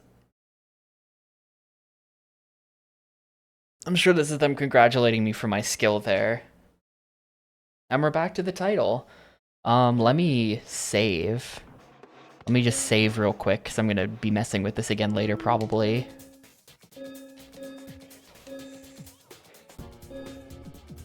Alright, cool. If you go into race, yep, I'm missing 2 golds. I nearly had it.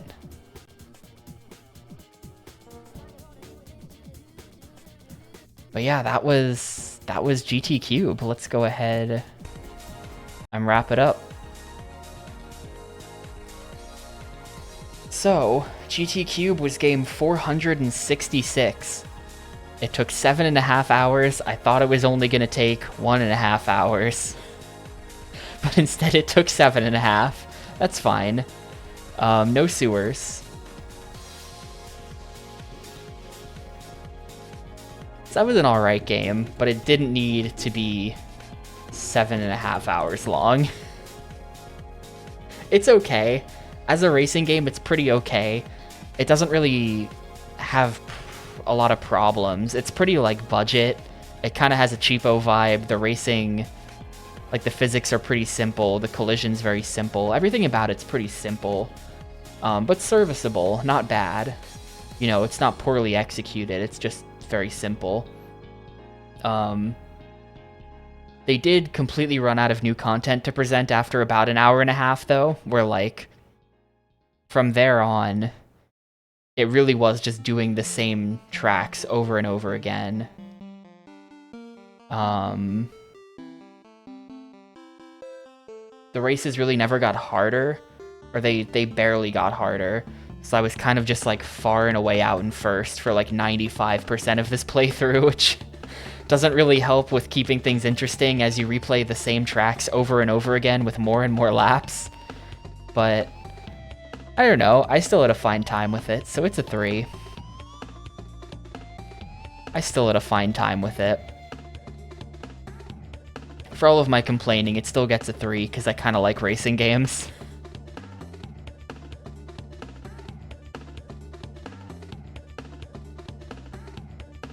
That was the second of 3 Summoner replacements, though. So this was a last-second addition to GameCube thing to replace Summoner, which didn't work, along with Knights of the Temple, which we just played, and Dragon Drive D-Master's Shot, which is still out there as one of the 8 remaining games.